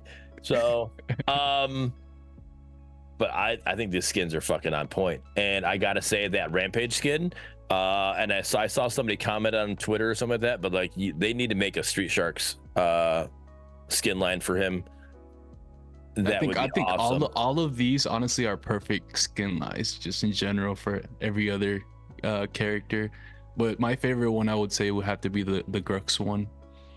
Yeah, that snapping turtle. That skin just makes me want to. I don't even play Grux, and that skin just makes me want to play Grux so bad. I am buying the that. Fang Mao one hits the hardest. I don't care. Fang Mao harder than the snapping turtle, bro. Yes, bro. Look, it literally just looks like. I can't deny that skin does look nice. Fang Mao looks like something. Man. It looks like he was pulled from Davy Jones's fucking ship from Davy Jones' crew. Yeah. He looks like he's somebody that was pulled from that. But that snapping turtle is fucking badass though. That anchor is on point on Fang Mao because that motherfucker's swing slow as shit. But it hits hard as hell. You ever got hit with a hamstring before? I want to see that Fang Mao versus that Grux. Those two skins going at it. Oh, they did a really phenomenal job. What's up with the content on the top right? How much do they cost? See, we always have this conversation. For me, around $25. I was about to say I'd be willing to bet. So here's the thing. I think a skin like the Richter one, and I haven't shown them all. I will here in a moment, chat. But I think the Richter one, you have to have VFX on it because of his hooks and his ultimate. You can't have those two being totally different. Has to have VFX. There's no way. Well, no, because here's the thing. You can Fang Mao and Grux, you can get away with no VFX because there isn't really any crazy VFX to tie that with. You know what I'm saying? They're not visually demanding, so those can be get just what you're saying. But those if can be it's a VFX skin line less. and one of them has effects, they all have effects. They have to There's go no all out way with that you these have skins. a skin line at different tiers of skins. That'd be so illegal. That happens all the time. Some skins get a visual transformation. Some skins in that line are literally sometimes just a recolor that fit the line. And some skins in that line are like full on new VFX. I'll give you the example of the Christmas skins. Richter got VFX because of his hooks and everything. Iggy didn't. Fang Mao didn't. Yeah, but those. You follow where I'm coming from? You can really count those as new VFX, man. I mean, like. But that's very Rampage. It doesn't matter to me. I'm just gonna buy it. It doesn't matter at all. How much? Can I get an over under on like 2450? What do you got? Like, what do you think? Nah, bro. Over. Oh. I think the majority for all of them. Individually. Individually. I think they're all over. I don't think each one of them are gonna have VFX. To be honest, I don't. I think that's wishful thinking. Yeah, I think that's like very wishful thinking. We got one VFX skin shoot, or sorry, two, I guess, and counting Richter a little bit. But Gideon, I'm assuming the Undertow Gideon skin's coming out with this too, right? Yeah. Yeah, believe so. that'd be And criminal if Undertow Gideon wasn't in there. It'd be it'd be crazy, yeah, right? It'll literally be a crime. That seems We'd like have to. a fair assumption, right? Yes, yeah. But I'm saying I don't think all of them are gonna have VFX. And I can don't see think Gideon all of and them are Richter gonna with hit. VFX. I can see Rampage with the effect. Well, hold on. Rock maybe be like. That's what Red Clown's. I was gonna say. What is Red Clown's asking? And I was gonna ask the same thing. What do you think he's gonna throw? What is Rampage gonna throw as a shark? A baby The shark. fucking A barrel. coral. Baby shark, yes. Imagine coral. A barrel. He throws a barrel. Bro, be nice. Like a waterlogged barrel. When it Yeah. hits someone, instead of the rock that'd be effect, cool. it's It's a little splashed barrel. water. That would be Yeah. cool. Ooh. What about a See, huge like- what about a huge clam though? Like maybe it just throws like a Yeah, like, Yeah, or like a that'd piece of actually be coral or pretty something. good, That'd be not cool. gonna Yeah. yeah. I want to see Rampage in his ult. I want to see Xeris's cage. We're about to say, well, like, what is it? A water Yes. cage with a VFX That's the change? question. Yeah. Or like an Make it like an Atlantean? aqua- Well, make it an imagine an aqua Atlantean cage. walls instead of like the Roman Colosseum looking thing that he's in. Right. I mean, just by be looking cool. at them, they already did the visuals. Just base, justice. I'm liking it. But just by looking at him, I don't think half of these have visuals. Dude, Xeris's shield Like is a Davy VFX. Jones's face. Yeah.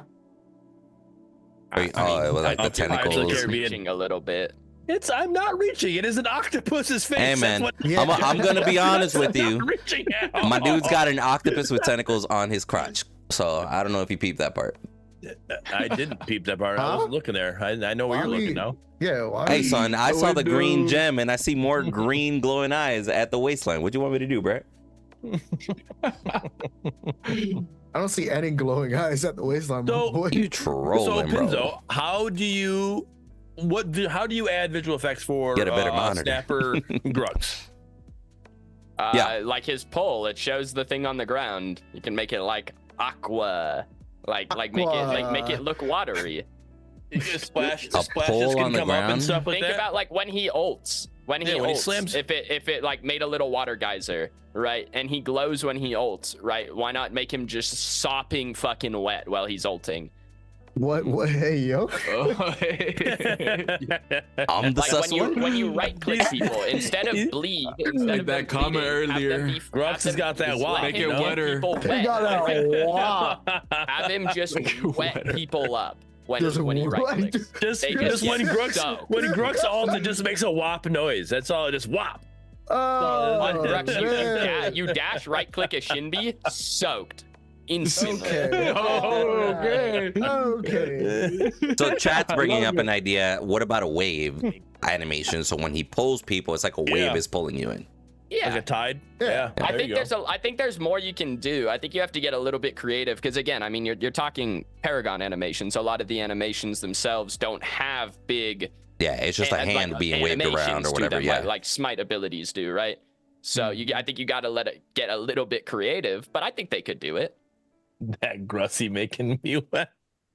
I just think I would just personally be surprised if some of the skins had effect changes and the others didn't.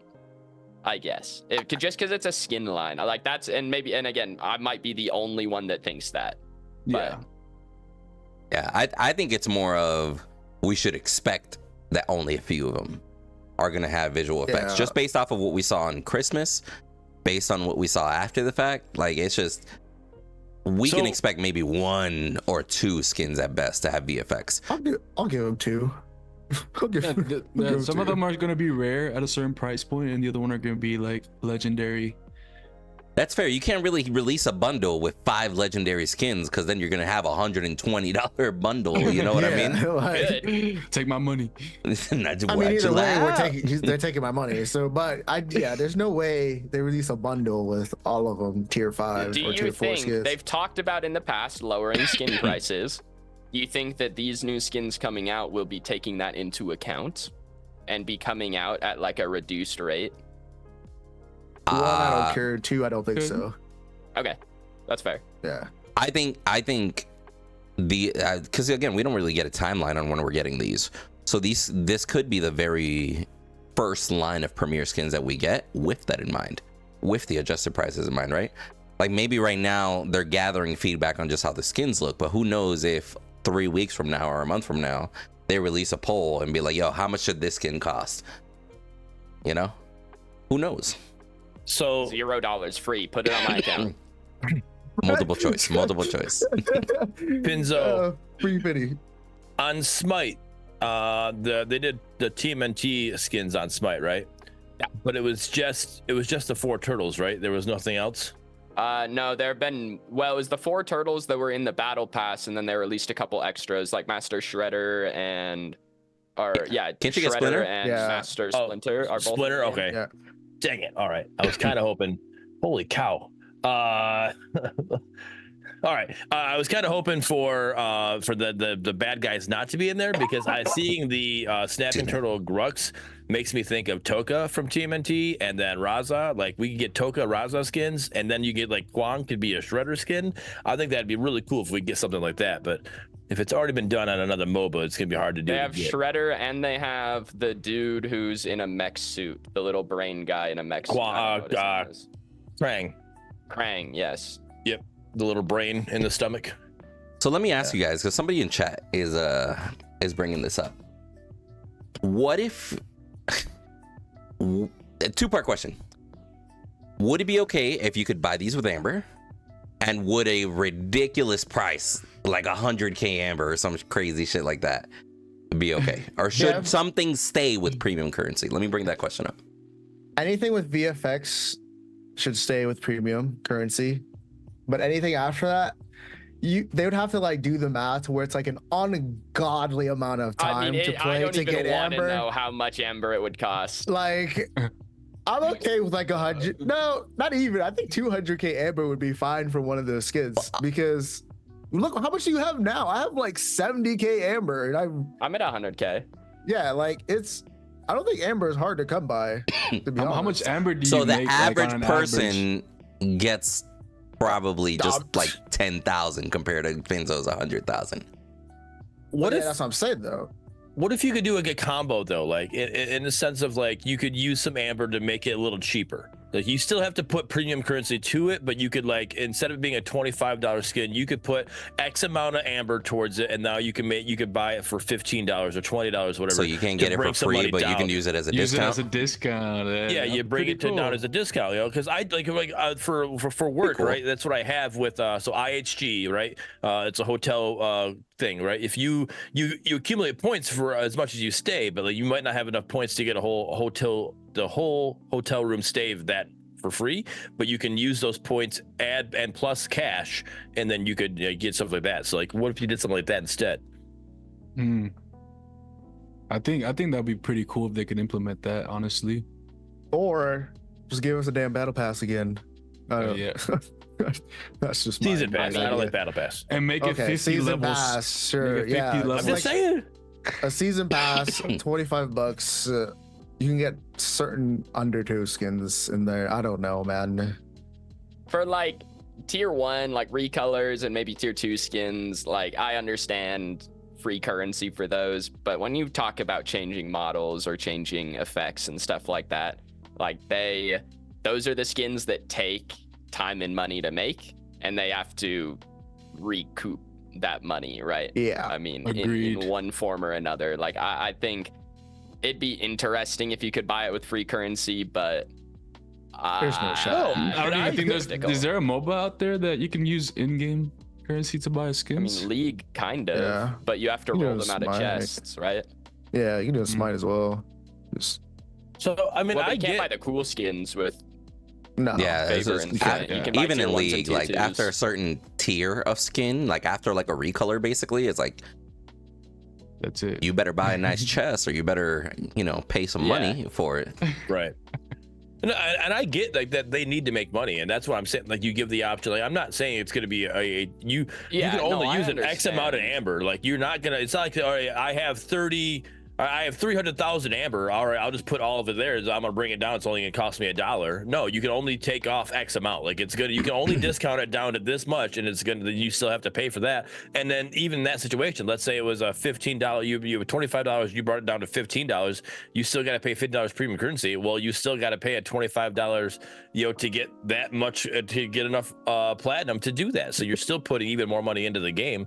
But well, and the question would be too, like, would that be enough to make people play the game more, to get more amber so that they can get a skin at a cheaper price? Like, would it create profit somewhere else, right? Like that. I mean, I don't know. I'm not a businessman. I mean, that's kind of what season pass. I don't fucking know. No, but that's kind of what season passes do.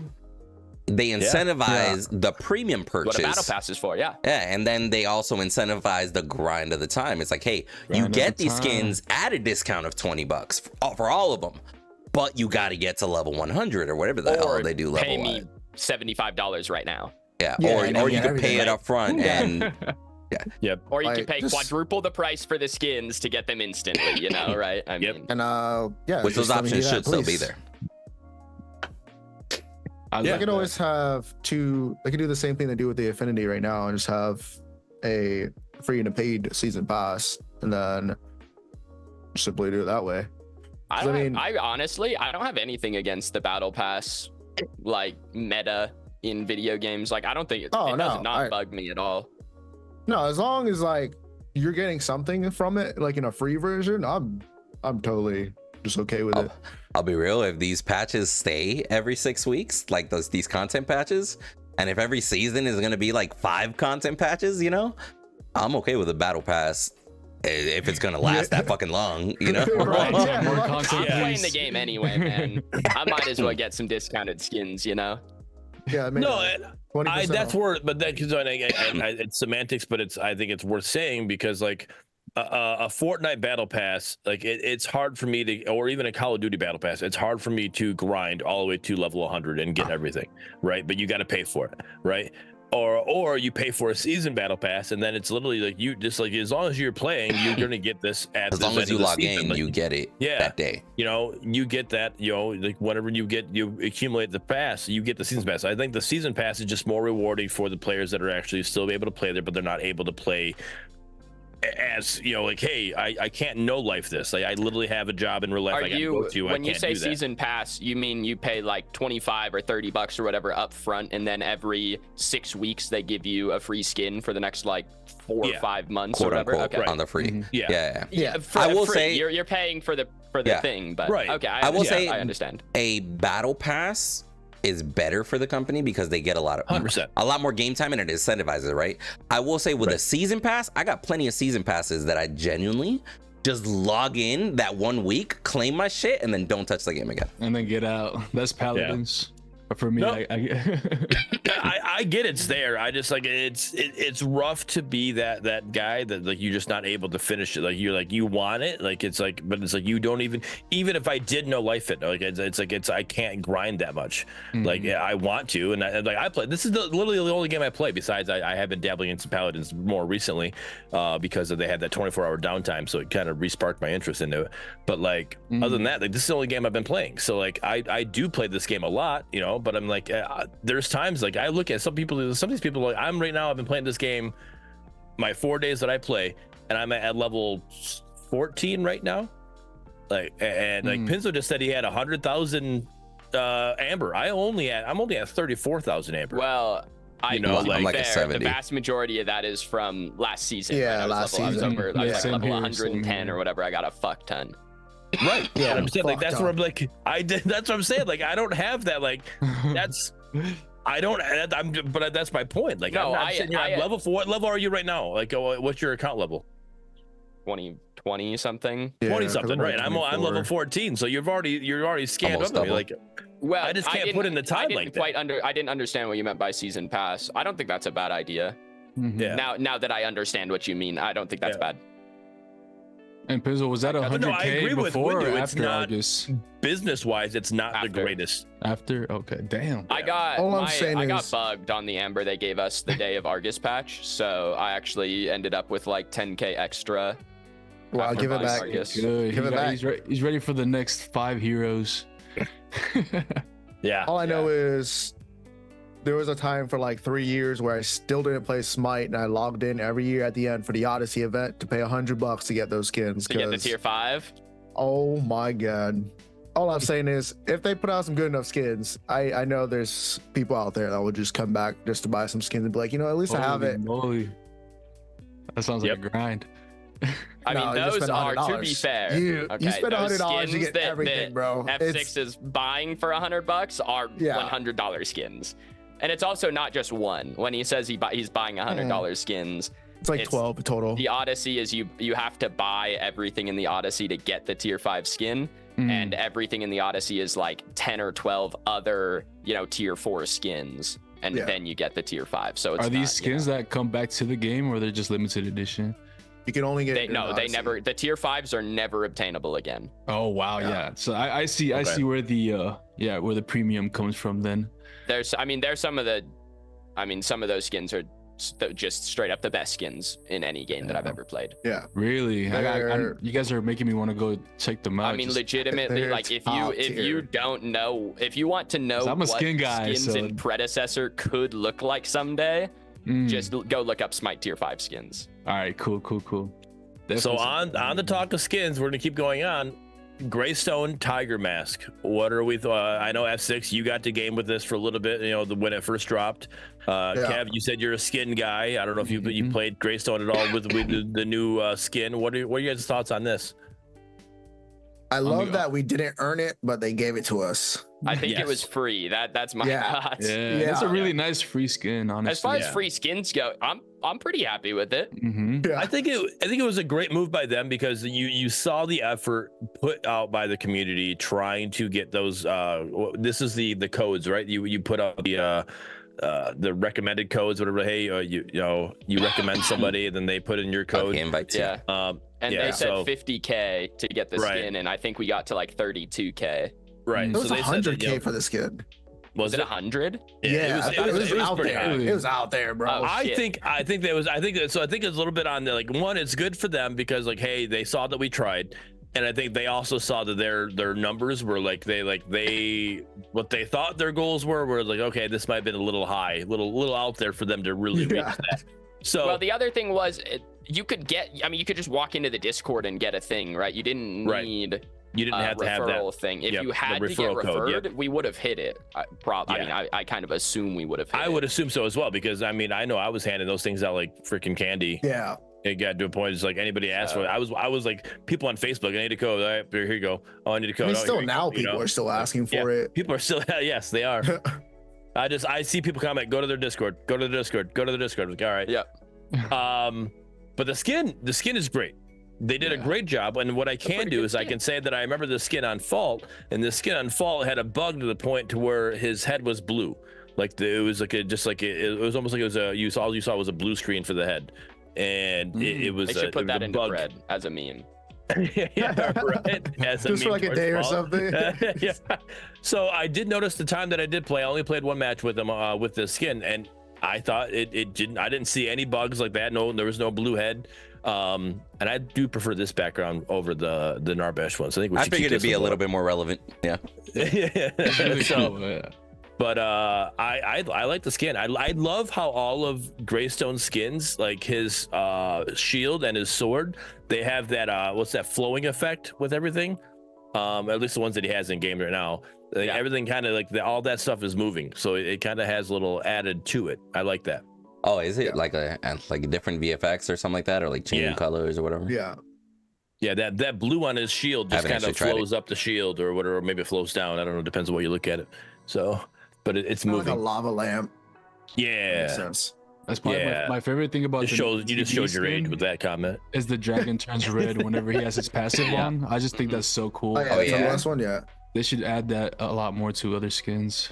Well, true. So do we think that a lot of the characters in general in the game need a little bit more of a visual bump up? What do you mean? I know Shinbi needs some skins, but when they use moves. Well, I'm saying not necessarily abilities. skins. Let's just say the ability being a little bit flashier, or like a little bit higher, like a little bit more per ability than Because there's some out there, like, I'll use Sparrow as an example. Sparrow isn't exactly thrilling on the VFX department, you know? No. Neither is Decker, to be honest. I still think Decker's a little bit better because she has a lot of like orbital strike and shit like that, you know? Aeon Strike though looks like a puddle. The issue for me is like in a like Predecessor compared to Smite, it's a lot more like you're almost in the action more, right? And if it was too visual flary, like I would worry that you would never ever ever know what is happening in a fight. You know? You can turn I actually VFX had that down, issue though. happen last night. I was playing with Rocky Steel, and he was the carry, and I was the jungle, and I was focusing the Zarus off lane, who was getting big. And Did we lose him? He was getting big and he just couldn't see anything. So for me, there are a couple abilities in the game already that do this. Like if you guys have ever had a twin blast grenade explode right behind your character, it flashbangs you. That smoke covers your entire screen. Same with the other one is Argus Q. If it hits right behind you. Argus is big, yeah. Argus has some of that. Like for me, his R&B when it's hitting me, I don't care, but when I'm using it, it feels cluttered to me. But those abilities that have those effects, like when they hit right behind you, for me, I just feel like it covers my entire camera. I don't know, and that might just be a me thing. But there are times where I'm like, oh, what the? I can't see. It's especially in a team fight. In a team fight, you don't want to just too much going on like that because it just becomes a mess. Like I think it's minimal enough to where. Or like it's good enough to where it's not covering everything and you don't know what's happening, but it could get like that at some points. I mean, if you ever got silenced, you know what it looks like when too much is going on because you can't see anything. Or and that I phase feel like, blind. Yeah, the phase blind. Oh my God. That blind, I think it just needs to brighten your screen, right? And then not completely make everything disappear. Yeah. I think it needs. My only issue with phase blind is that there's no chance to like turn it, you know, like it's like a Medusa ult. Yeah, it's just like or a raw 2. I mean, it's raw. It is raw 2, and you can't turn. You can turn away from raw 2, but or like the Mario Kart, the squid ink, like make it like that where I can at least see something, but exactly. It's just completely blind. It's terrible. I've got flashbang before. You're not completely blind, bro. Does anyone else like when you see a Murdoch ult like barely miss you? Does that shit just flashbang you? Am I the only one? Just a random flash across the whole screen. I tell you right now. Well, it's not even, dude. It's not even like, oh my god, that barely missed me. It's like I can't see. I swear, I could find a clip of you that's just like that CS:GO clip of my screen just going white, and it. Bro, you got that brightness up to 200%. The fuck? I don't think it's that bad, bro. Every time I get Murdoch, you could ask anyone in my chat. Every time a Murdoch ult misses me, I'm like, ugh. It's a mini heart attack. I don't know about all that. Oh. Yeah, where my boy Zoom is failing me, man. Zoom is failing. I was about to say, you're not hosting it this time. I don't know what's happening. I know. I don't know what's going on. I don't know. Tell me once already. I literally was mid-conversation with you guys, and I noticed all of you froze. I'm like, well, I'm frozen. There's no point in me continue talking. It's okay. F6 finished it for you. I finished it for you, bud. No worries. I appreciate it. So yeah, your sentence was spicy when F6 finished it. I bet it was. I bet that. He just kept talking about big things. It was a little weird, but nothing about not F6 what I said. Oh snap! Oh, bro. Oh shit! The chat just said, "Yo, Pinzo's sunglasses must not be working if he's getting flashbang." That's just how strong the flashbang is, man. Oh man, it's just too strong. All right, so this is what we're gonna get into matchmaking here in a second because I think that's gonna be a quicker conversation. But this is something I want to talk about from version 15 when it was implemented. There was some flack that I've seen with my community, and I've seen within some other people talking. Even I know Soul Reaper was kind of upset about it.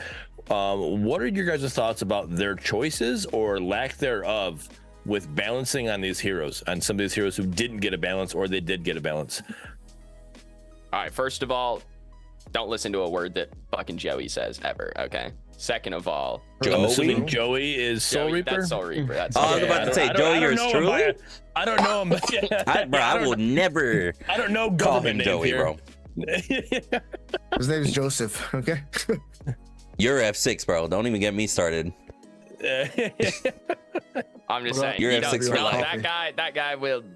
They could remove Either Belica way. from the game, and that guy would find something to complain about. Either way, I saved this part of the conversation for you, Pinzo, because I know you in the past, you've been the one that can really talk about when you saw somebody getting balanced, or why they get buffed, why they get nerfed, or why didn't they get touched at all. What are your guys' thoughts about version 15 and their choices for either buffing or nerfing or not even touching a character? Why didn't they make Belica ult a skill shot? That's my only question. It's too late. Okay. I didn't Well, I know mean, that Reaper would- was in the that- call. My bad. I know. I just mean, always hear people complaining about Belica's like, oh my god, like That's of course she killed me. He didn't have I to could put any complain work about in. the design of the characters Yeah. all day. As far as Yeah, actual balance goes, I balancing, think this that's what I'm last saying. patch was pretty good. I think balance, Twang was yes. the only outlier of characters that got touched that I am Probably didn't need it. unsure about. So you don't think that Grux should have got nerfed? Did Grux get nerfed? Nah. He's Grux saying didn't get Grux touched at didn't all. get touched Yeah, at I don't all. think And no, he, that's fine. Grux That is character's pretty not massive. like. Grux is not a problem unless you don't know how to play against Grux. Yeah, Grux Okay. is a skill check champion. I mean, that's what he does. So I think what the Quang ones is the I only saw- one that I don't. Quang got changed. He got shifted to do. He got buffed, to be He honest. got buffed. He mostly got buffed. What they did to his right click was really like they gave it so much extra shield late game, and that character's base damage is so insane that I don't know. Like that's the only outlier to me. Like what they did to Wraith, I think was fine. like Nah, a it's shit. criminal. Again, they shifted him criminal. towards carry, a It's little bit criminal. away from mid. I still think he's good in both roles, but I don't think that character, outside of building around Wraith, I think that character is fine. I've Like seen a I surge in think Quang, this so patch like was you said, fairly good. I don't think Belica Yeah. needed nerf until they change Belica ult to a skill shot, or they change her Q to be like a shockwave or a charge up or what have you. I don't think Belica is realistically an outlier at the moment. So also Belica's Q is like, I think it's bogged because like when you're behind, like directly behind her, That's it her still drone, knocks right? you up It, No, it that's has her- a that's her weird starter. My bad, my hitbox. bad. The hitbox for seismic is assault. Yeah, all the way my bad. around. Yeah, The for hitbox some is all reason. the way around her. It also is lingering. Yeah, like you can move into it after it goes off, and it'll knock your ass up. yeah, It's it's. really I think tough it's to- just more What? about her like The abilities being need fixed. Yes. Yeah. She does. I don't think her numbers need nerfed. I think her abilities need fixed. Like because Feng Mao will be a great counter to her just by just reaping dash behind her, right? And just she has to completely turn around. And I think that would be great to like have some counter to her. But right now, if you do that and she knocks up, even if she misses, if you're right That shit near her, hits she you. just knocks you up and then she's running away like la la la la la. and she'll It's like, take your what the hell? flash. She'll take your flash with her. Yeah. Yeah. And right now, what is it? It's like a iframe or one frame. Like it literally just hit, like it hits instantly instead of like with Fault. Yeah. The way with her seismic assault, it literally if you saw it coming towards you, you could dodge it. But like Wait, right now, what? if it It was a Yeah. shockwave. It was a I shockwave. didn't literally, play Fault. Sorry. yeah, no, you're good. it was Yeah, a shock. That's a so surprise. What? she would slam the ground and it would be like a seismic assault. It'd be coming at you. Well, okay. So Other in really cool thing about Fault Predecessor Belica. kind of does that in a way. It's No, just a it's lot faster. instantaneous. No, it's It's instant. instant. It's It instant. looks like it's coming in the wave, but It's as soon instant. as she You hits get it, you get locked it in registers. The regardless. as end you hits get knocked the out. tip hits the same time as where it hits her. Got you. But in Fault, it was a shockwave, and the really cool thing about that ability is that it got stopped by Steel Wall. No way. That Yeah, was yeah. my Bring that favorite back. thing about Bring Belica that stun back. in Fault was that because it was a true shockwave, it got stopped by Steel Wall. It was counted as a projectile. Yeah. There's no counter to it right now with how she currently has it. It breaks the and rules of the that's- game. Yeah. She has hard CC through walls. That's something no other character does. Like it actually just breaks the rules.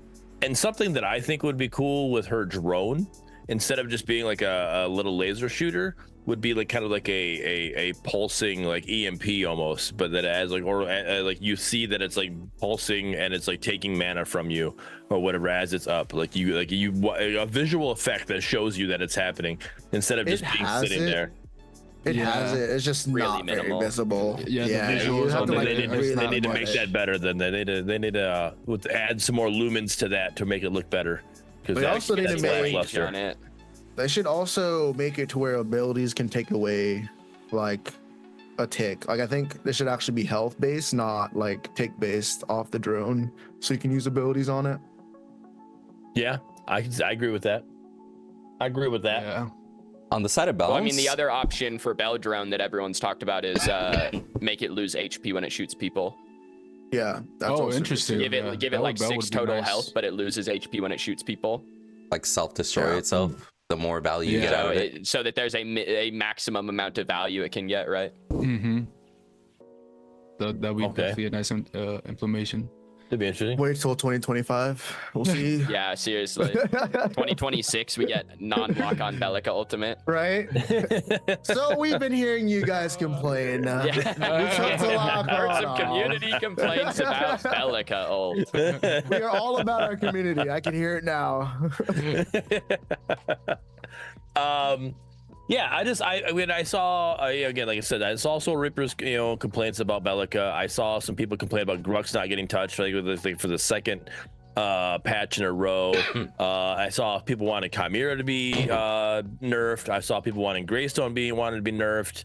I just saw some things that were happening that just didn't happen. But then they had the nerf sort of buffs that they did do, and it's like I was wondering what your guys' thoughts were on their choice, like their choices of not actually touching these heroes that the community are asking for.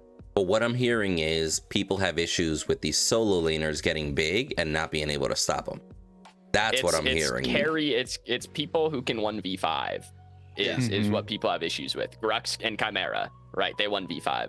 And it's one of those things that's like, if I don't have stats in front of me, but if you were to look at the win rates of those characters below platinum and above diamond, I bet you those win rates are drastically different.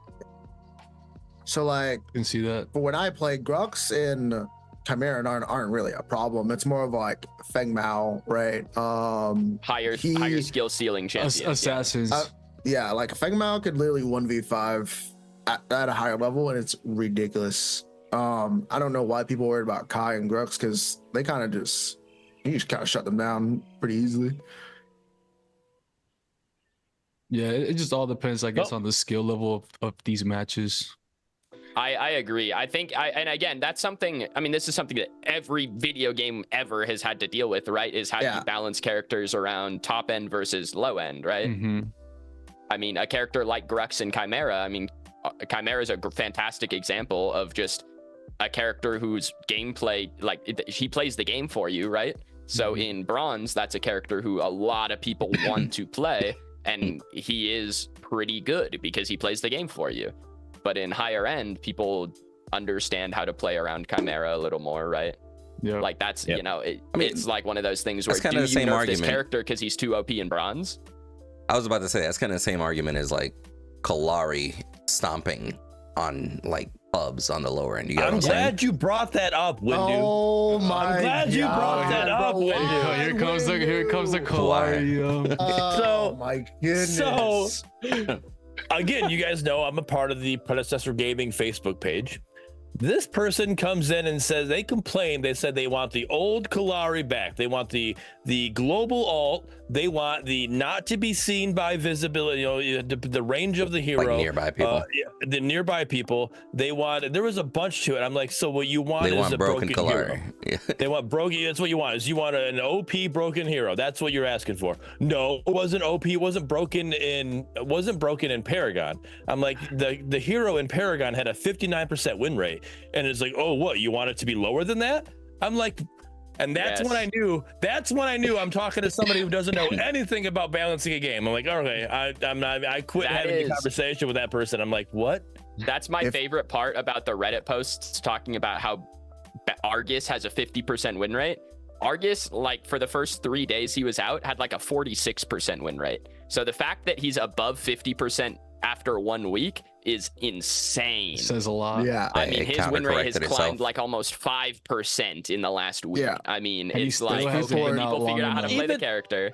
Yeah, Give it and another even week and then, see. it's hard to like. You have to give it more time before you can start using win rate on a new hero like that in the situation. Exactly. Because it's literally they're in. You look at pick rate and it's like, oh, he's on a 94% pick rate with a 50% win rate. Well, of course he's on both teams. Like he's gonna win and he's gonna lose. You can't compare those. Like that number isn't viable until later on when you're not getting him in every match. You got to get that pick rate number to come down a little bit, and then it's like then you can see how he is doing win rate if you're gonna use that as your meter, right? But I was talking, it was like version 41 or something like that. That a stat that I saw where Kalari had a 59% win rate. So I'm like, if she had a 59% win rate, that's saying that she's broke because she's not a new hero. That's broken. Right, that's broken. Like Yeah. when you're trying to balance somebody, you're trying to balance between like what 48 and 52%. Like that's where you want them to be. Obviously you can't land on 50. Like that's just like you got to have. Like, they got to be a little bit stronger. They got to be a little bit weaker depending what's going on, depending what patch you're doing. You want to change the meta up a little bit, but you like 59%. Like come on, like that. You want it to be lower? I'm like, yes, I do. I want it to be more balanced, not broken. So I'm glad you brought that up, Windu. Yeah. Screw Kalari, get her out of the game. Anyway, By the way, you're frozen, Bearden. of course I am. But yeah, we're actually reaching. We're above the 2 hour mark, so we gotta start wrapping this up here soon. Is there anything specifically you guys want to talk about before we start heading towards outros? Anything you guys want to make sure that we get into the video, so to speak? Anything like that? No. I'll just good job, Omeda. I For just the want to most say, part. and I don't think Hero has tilted me more than Argus. Bro, but that's because you like Argus is Revenant. just so, If difficult. you like the duo lane, Argus. Argus is a problem. That's what it really comes down to. Just him in the support role, bro. I don't want to see him there. Every Just time wait until you guys watch a tournament with Argus enabled. I've played it with it and against it in scrims, and you don't. How Nobody was it? hope How for a was balance- it? You better hope for a balance patch before Whoever that. has the It's- Argus has an advantage. Right. It's ridiculous. I mean, it's just literally. I played a comp where we were playing Decker, Rampage, Argus, and it was literally the enemy team was playing dodgeball, and if they got hit, they died. Just legitimately. I mean, you have to dodge Decker stun, Argus stun, Ramp Rock, and it's just. And hope you don't get you chained. die. Jeez, Begging on your man. knees. Dude, it was crazy. I talked to the enemy team afterwards, and they were like, "That was the worst thing I've ever played against." All right, so we're getting close to calling it. Last thing was talk about was matchmaking. So basically, what I'm going to do before we go too far into, let's just quickly talk about matchmaking. Then we got to give Kev some time to talk about what he wants to talk about real quick. But matchmaking, how are you guys' matches feeling with the new backend, new matchmaking? Is it getting better? Is it worse than what we had before? What are you guys' thoughts on that? I'll throw better. out my 2 cents real quick. I think that the quality of matches has gotten better, at least for me, but I hate the fact that I'm seeing a bunch of people DC randomly and then reconnect, then DC reconnect, and I got people DMing me as like, sorry I threw, bro, I disconnected like 4 times. It was like, what are we gonna fucking do? That was a 4v5 while he was trying to reconnect all that time. I do think there are some disconnect issues going on. I haven't Yeah. had There any, has but to I've be. had a lot of people Right. tell me that they are like, I DC'd 5 times during that game. I don't know what I'm supposed to do. All right, yeah. So with my games, like I'm noticing I have been looking a lot of like who I've been matched up against per se, but I've been looking at the average MMR of both teams, and like my average MMR between both teams, I'm sitting between 40 and 100. Like of my gap. Like there's not many games that I'm sitting there like, oh my gosh, this is off. And I've been solo queuing. I've been playing with Rocky, and Rocky's like a diamond, and I've been playing with some other people who are like high golds or high plats or lower plats, whatever. So I've been playing with it's been literally trying to put me into these different matches, and it's been doing pretty well from what I've seen. Like I can tell that the teams or the people I'm playing with are definitely in that area that I should be playing with whoever I'm teamed up with. So I think it's doing a pretty good job. I definitely have like a couple of outlier games, but it's mostly just when you get like cold in your lobby or something like that, and he's 200 or 300 MMR higher than everyone else, and that just skews it a little bit. I just said put the heater on, get me out. Other than that, yeah, I think the actual matchmaking is not terrible. My game's quality still feels very similar, to be honest. Okay. What I will say though, mine's got better. Yours got better? Because I see different people in my lobbies now than I knew before. Yeah. I've gone against you a lot now, F6. So that's We cool. have. He said, so that's a problem. So that's a problem. Dude, F6 BB gaming, man. Like, sometimes when I go against him, it's like I don't know what's gonna happen, you know, because when he's gaming, he's gaming. But one thing I will say about the matchmaking though, they did fix like let's say you're 5 stacked. Before you would just get placed against nothing but gamers. Now it's like they kind of evened it out where it's not always gonna be an extremely sweaty. Yeah. So that's cool that you play with homies and stuff. Pursuit G says, I would say games are more fair. Sometimes I get really good games that are even. So that's good to see. Good to see that people are having a good experience with the MM. But Kev, you got something you want to talk about, promote, or even go more in detail with. Let's go over that. Sure. So we are getting ready for the BFC tournament. This is going to be our 4th one. So it is called the BFC 4. And this is actually going to be our biggest tournament yet. We have 26 teams that will be facing off, and we're going to try to fit it all into one day. So yeah, we're working on the bracket here, but we are going to make it like a best of ones. That way we can get to the top 8, and then once we get there, it'll be the best of 3. So look out for it, man. My team has been putting hella work into the streaming side of things, so things are going to be looking amazing, very crisp. So we're taking it to the next level when it comes to the streaming side. But yeah, with this new BFC, it's going to be great. The date is going to be March 23rd at 11 a.m. EST.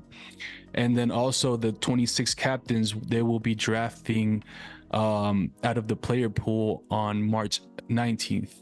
So, you know, it's going to be really fun just to see all the big names that are the captains, and then they go into this player pool, and then they kind of get to, you know, the variety of it. This is what makes this tournament special. It's like, who's going to land on whose team, and what team is going to look the coolest or is going to be the strongest. But at the end of the day, they're going to be very different in their own ways. And also what makes our tournament so cool is the way that you can meet other people. I know I met Windu through a BFC tournament. Haru was the captain, and he picked Windu and I, and that's how I got to meet Windu. So I think that's also a cool aspect of meeting like different players and maybe make a friendship like that, you know. Now that you mention it, both of my teams in the last BFCs, somebody dropped out. So first it was Haru, he couldn't make it, and then Tekken couldn't make it, and I'm like, so what is this, bro? So it beats a rage quitter. I had a rage quitter in a BFC. Okay. Really? That's so right. quick question for those who don't know, what does BFC stand for? BFC stands for Brotherhood Friendly Cup, because we accept all skill levels, man. Whether you're the best player in the game or you're just barely starting out, this is for everybody to enjoy. Okay, and if I know correctly, the signups for those are actually closed right now for BFC 4, right?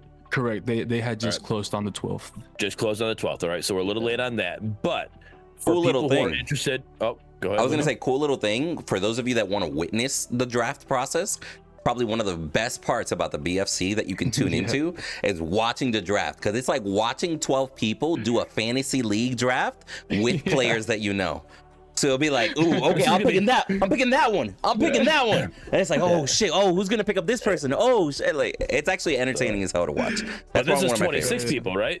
Because we got 26 teams. You got 26 captains. Right. So 26 people this time, right? So, so for people who are interested in for the BFC 5 or whatever, where can they go to make sure they know more information and know what's going on with this to get involved with the next one? Right on. Yeah. So our Discord is called Predecessor Brotherhood.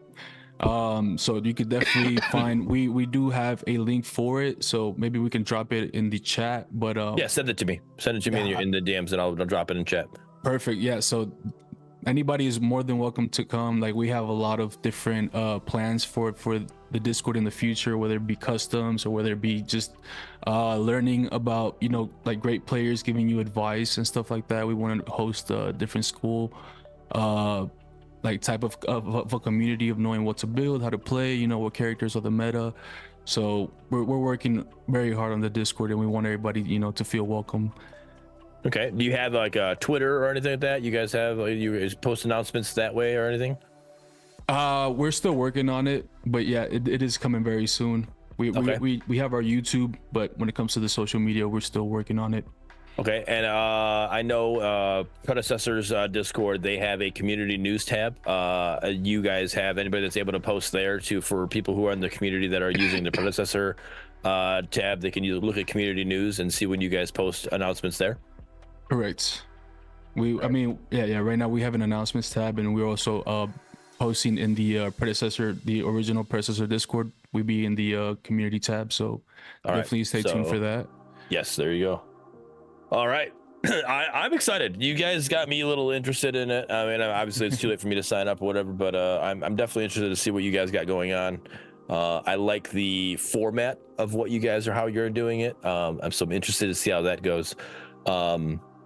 What I would possibly suggest is, because I think that sometimes there's going to be your player pool is too big and you have people who are left over. So I'd almost like suggest like having like almost like a farm team tournament in a sense. You know, like you got your 26 captains, they pick that's your main tournament, right? So in college basketball, right, it's March Madness, or it's March Madness time. You have your main tournament, your main NCAA tournament, then you also have the NIT, which is a international tournament, or something that was called. So your NIT tournament is just like this, like, hey, you didn't make it to the main tournament, here you go, here's your NIT. You could have another set of captains, and you have just like a smaller, like, hey guys, just because you were here and you tried to be on a team, here's something for you. And it doesn't have to be, in a sense, televised or whatever, like on streamed or whatever, right? But just something for them so they could still have something to play with. I think that'd be really cool, something for you guys to move on forward with. Just a little advice. Yeah, no, I definitely like that idea. Yeah, we're getting to the point where because, you know, we weren't expecting it to get as big as it did. We were kind of just doing it for fun at the beginning, but now it got to the point where, like, you know, the word spread and whatnot. But we want to definitely take everybody. We want everybody to have a chance to play or be in a team, you know, see how it goes. And then with that, we want to just start implementing new tournament styles and, you know, like you said, new ideas to bring to the table. And yeah, big shouts out to the team at the Brotherhood. I know a lot of people that have used the Brotherhood tournament as their intro to the comp scene. He's like, I don't know if I want to try the comp scene. Let me try this pickup tournament sort of vibe. And then they play in it and they're like, yo, I'm fucking hyped. I want to find a team or something. So it's actually super cool. And you never know, man. You might make a name for yourself, or getting watched in the tournament, making it all the way to the end. And they're like, who is this guy? You know, he's playing really well, and you got some eyes on you now. So that's really I did post that link. I'll post it one more time, though. I did post a link for the Discord in chat. So go. I pinned it for you. You're chilling. You did pin it? All right, sweet. All right, so anybody who is looking for that, go ahead and join that Discord there and get to know the fellows over there. You want to give any shout outs to anybody? You said you got a team there that's helping you out to run this whole situation. Give a couple shout outs to a few of them. Leave Neo out. We don't care about him. just like that. Love you, Neo. Love you, buddy. Yeah. So first and foremost, I'm my partner in crime, Pool Critical, man. We started this Discord together. So he's the one that got me into Paragon to begin with. So it's me and him, my boy Zays Kagune. We got Denim Davis, been there with us since the beginning. We got Secret Salsa behind the scenes doing all the production stuff. And of course, Neo, man. Neo's goated for, you know, bringing the vibes and bringing all the, you know, he just brings a lot to us when it comes to ideas and putting ourselves in the map and, you know, promoting this tournament. So appreciate Neo for all the hard work he's done as well. 100%. All right. Well, I think that pretty much calls it for us, guys. That we got everything in there. I know we're a little over the time with what we got going on, but I do appreciate every single one of you guys, here coming in and talking this with us. For sure. Kev, I appreciate you coming on, being a guest. It was great having you. Thank you so much, guys. So let's go through our outros. I don't know how you want to do it this time, Windu. Yeah, I mean, different format looking now. So yeah, we're definitely in a different style. So let's do this. Let's just go from the bottom. Let's do F6, then Bearded, then Pinzo, then Kev, then myself. Yeah. And just tell people a little bit about yourself, where they can find your content, etc., what you're up to. And let's end with a quick little tip to the community, just like words of advice for everybody as well. Go ahead, F6. It's your boy F6. You can catch me over on Twitch, YouTube, and here. Also, you can catch me over by the PCC, April 6th and 7th. I'll be casting over there, so that should be fun. See some of these teams play. Other than that, what do I have for the community? Be better. Stop leaving my games. I'm tired of toxic. Not get good, just be better, as in like a better person, and stop leaving my games because you think we're gonna lose. I will carry you. But other than that, yeah, that's all I have. I don't think you got to beat up backpack, but hey, you haven't seen my backpack. You got that Dora Explorer backpack. I saw it. Yeah, but it's got a map in it. It's got a map in it. It's a mini map. Is that why he's always lost in game? JK. All right. What's up, everybody? It's not Beautiful Read. You can see me Monday, Tuesday, Wednesday, Thursday live on Twitch. I need to get back to Kick, but I haven't figured out what's going on with my issues there. So it is what it is. Twitch is what it is right now. Today. Keep going. Are we? Yeah. Every Predcast, sure. We're on Quick and your Twitch. Yeah. So it's getting some use. Getting something. All right. But other than that, again, we're trying to get more Predcast content out to you guys when we have content to give you. So with this spicy news coming out, obviously we had back-to-back weeks of Predcast. This is what we like to do because we love having this conversation and bringing it for you guys. But if we don't have anything, we're just gonna continue playing games when we can. But for my advice for the community, listen to Soul Reaper. He's got some good information. So when he's got stuff put out there, go ahead and listen to what he's got and pay attention to what he's saying. Other than that, I hope you all have a great one, and I appreciate you hanging out with us. That was a reach, but okay. Yeah. Who the fuck does this guy think he is? Who is this guy? Who invited Bearded to this thing? Mr. Disconnect himself. Throw some respect at Bearded. Yeah, I'm Pinzo. I stream and make YouTube videos for mostly covering Pred. Other than that, you guys can catch me on PREDCAST when it happens. At Pinzo at all my socials. Hit me on Discord or Twitter if you guys need me. As far as what I would tell the community, don't pick Argus. Do the enemy team a favor. Don't pick that character. Give it another week or two till they nerf it. Then you can play it. Okay, just chill. We all know he's broken. You don't need to go boosting your win rate. All right, you'll be back in gold as soon as they nerf him. Okay, I don't care that you hit plat. Okay, it's okay. It's okay. Trying to tell me something. You'll be back in gold. He said, trying to tell me something. Alrighty, everyone. My name is Kev Kaioken. First and foremost, I want to thank F6, Bearded Wolverine, Pinzo, and Windu for having me. It's unbelievable that I watched you guys since the beginning, and I'm in it, so that's super special to me. So thank you guys. But I stream on Twitch. I am the owner of Predecessor Brotherhood. We're trying to come up with crazy ideas for you guys, for the community, in order for us to come together and have a great time. But other than that, the advice that I have is maybe try something new. Whether you're whatever main you are, carry main, mid main, try a different role. And if you don't want to do that, maybe try a different build, even though you might get yelled at that's not the meta build. Just go ahead and give it a try. You never know what can work. So Dangerous Thank you guys for advice, but having me. true. But That's some risky advice to give. yeah, that's dangerous advice, but fair. Appreciate you, Have fun, appreciate you man. being here, Have Kev. Thank And you. I'm Windu, and basically, guys, as far as my side goes, I'll be posting more tutorial videos, or more like, let me not say tutorial videos, more Educational videos. Yeah, more like a introduction to this character sort of vibe. This is what they're all about, kind of deal. So yeah, definitely gonna be posting more of those. And besides that, we appreciate everybody being here for the Predcast and everything. Those that made it live and are in the chat right now, or whether you're watching this after the fact on YouTube, if you guys could just post a GG wherever you are, just to let us know that you made it this far towards the end. And as far as advice to the community, shout out to Papaya, Obey the Papaya in the chat, because he hilariously said, hey, everybody just throw a ward down at about like a minute 45, like right before the 2-minute mark. just do everybody a favor, just throw a ward down. And even though that's hilarious, that's actually great advice, because a lot of people be throwing down their wards at like 30 seconds or something, and it's like, oof, you're about to get ganked and you don't even know it, son. Oof. right? So great advice. Shout out to Obey the Papaya. Go check out his socials. And as far as my side goes, just be on the lookout for YouTube. I haven't been on Twitch as of late.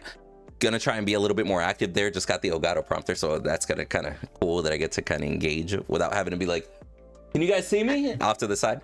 But besides that, just show some love to the Predcast. That's all I ask, whether it be on YouTube after the fact or when we go live, because we do love doing these, like Bearded said, and we're gonna try and be as informative for you guys and try to give you a heads up as to when our next episode is. But that's kind of up to Omera.